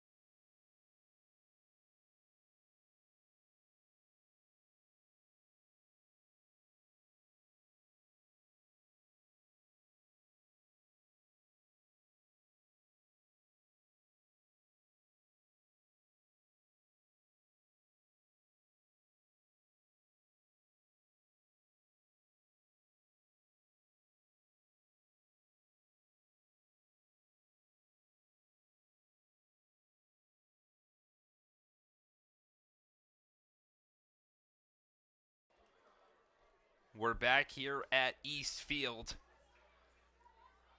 where the Dragons are 3 outs away. Going back out to the mound is J.J. Trudeau. He gets a fresh slate here in the top of the ninth. The first pitch he throws is an off-speed pitch that was oh so slow and oh so a strike.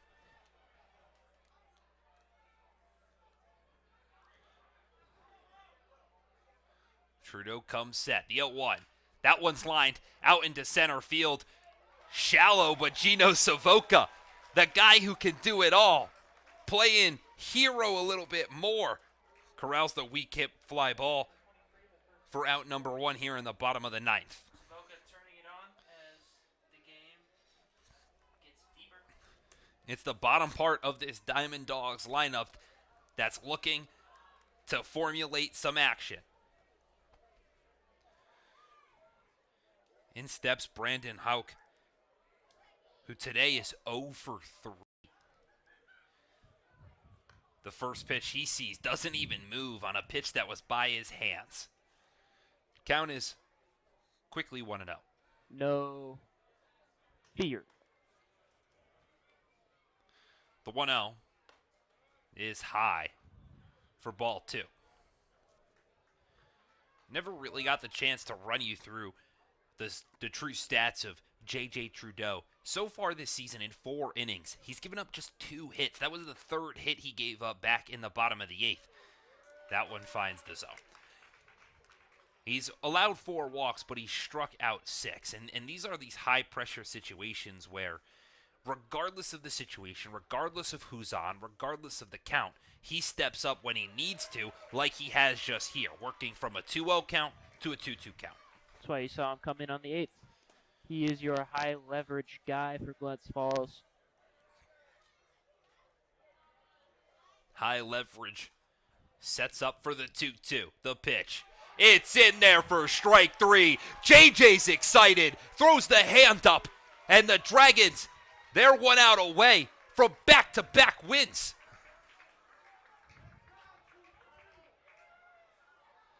The fans are letting the Diamond Dawgs hear it. As we get a pinch hitter here, head coach Steve Luby, he's trying to throw everything at the wall. Ethan Hughes comes in for Nico Soris in the bottom of the 9th with 2 outs. The first pitch that Hughes sees is swung on and missed for strike 1. Hughes so far this year, he's hitting .211. He's got 1 double in 19 at-bats. That one just misses the outside corner.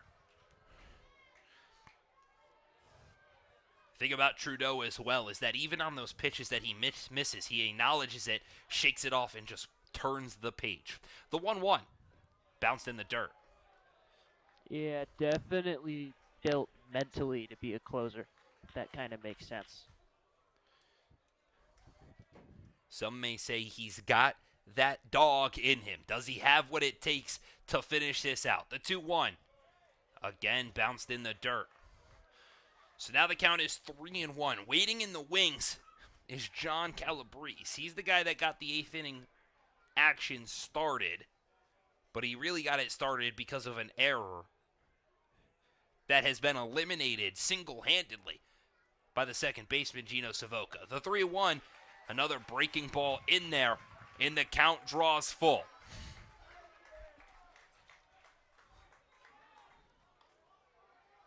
Trudeau comes set. The payoff pitch is outside for ball 4. So even with 2 outs, there will be a 9th inning base runner as the lineup turns over for John Calabrese.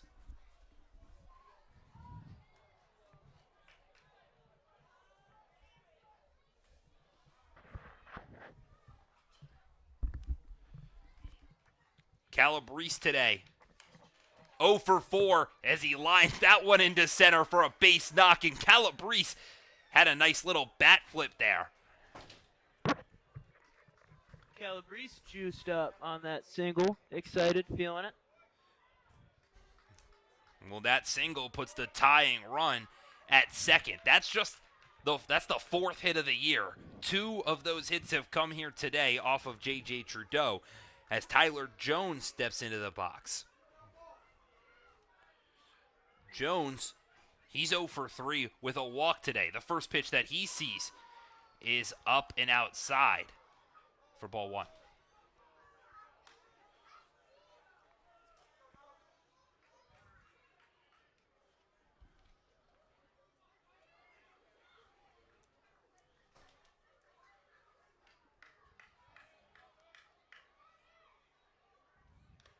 The 1-0 is fouled straight off. It goes off the umpire. He is in some pain. And he immediately falls to the ground. Face first, so we're going to have the trainer come out and take a look at him. Bill Decker took that one tough off the face mask. So we're going to step aside here for just a couple of seconds. Well, Decker takes his time to get back up.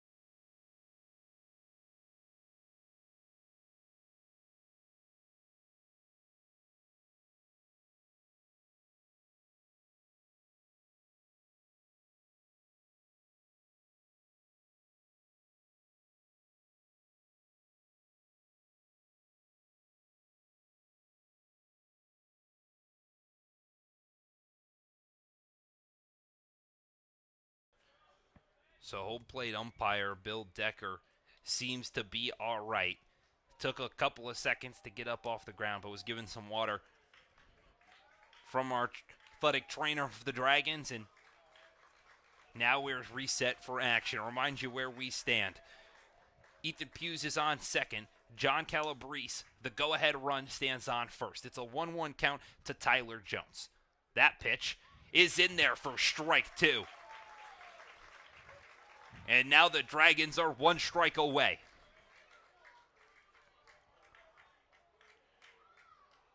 Trudeau gets the sign and comes set. Takes a look and delivers.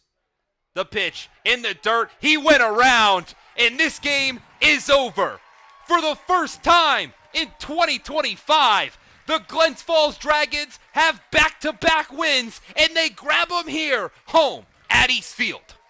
Your final 3-2. The Dragons beat the Diamond Dawgs. Great win. Got a little scary towards the end, but Trudeau and the Dragons pull through. Collect that all-important win. Ultimately, Trudeau gets the win,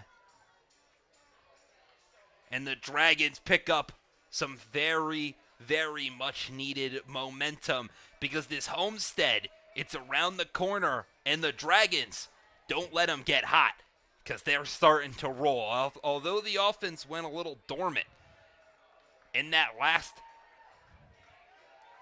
inning or so, still extremely effective was the team when they needed to be. And really, it comes down to one man, Gino Savoca. He's our player of the game. Got to be the player of the game when you have a poor performance and can turn the page. Focus on the next thing that you need to do, and that was stepping up with a runner on first and 2 outs in the bottom of the 8th. not even needing the home run. Just get on base, pass the baton, and he laces one into the right center field gap.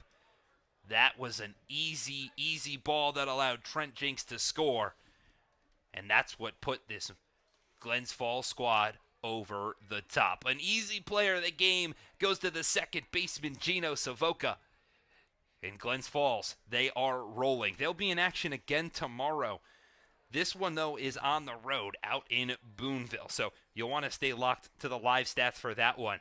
But it's not long before we return here to East Field for that aforementioned 4-game home stretch. That starts on Monday, June 23rd against Saugerty. So we'll have you covered for that one. You won't want to go anywhere because that one will be a fun one as well. All right, from our entire staff here with the Glens Falls Dragons, from Luke LaRose, I've been Nathaniel Cunningham. Have a wonderful evening. The Glens Falls Dragons pick up back-to-back wins over the Mohawk Valley Diamond Dogs.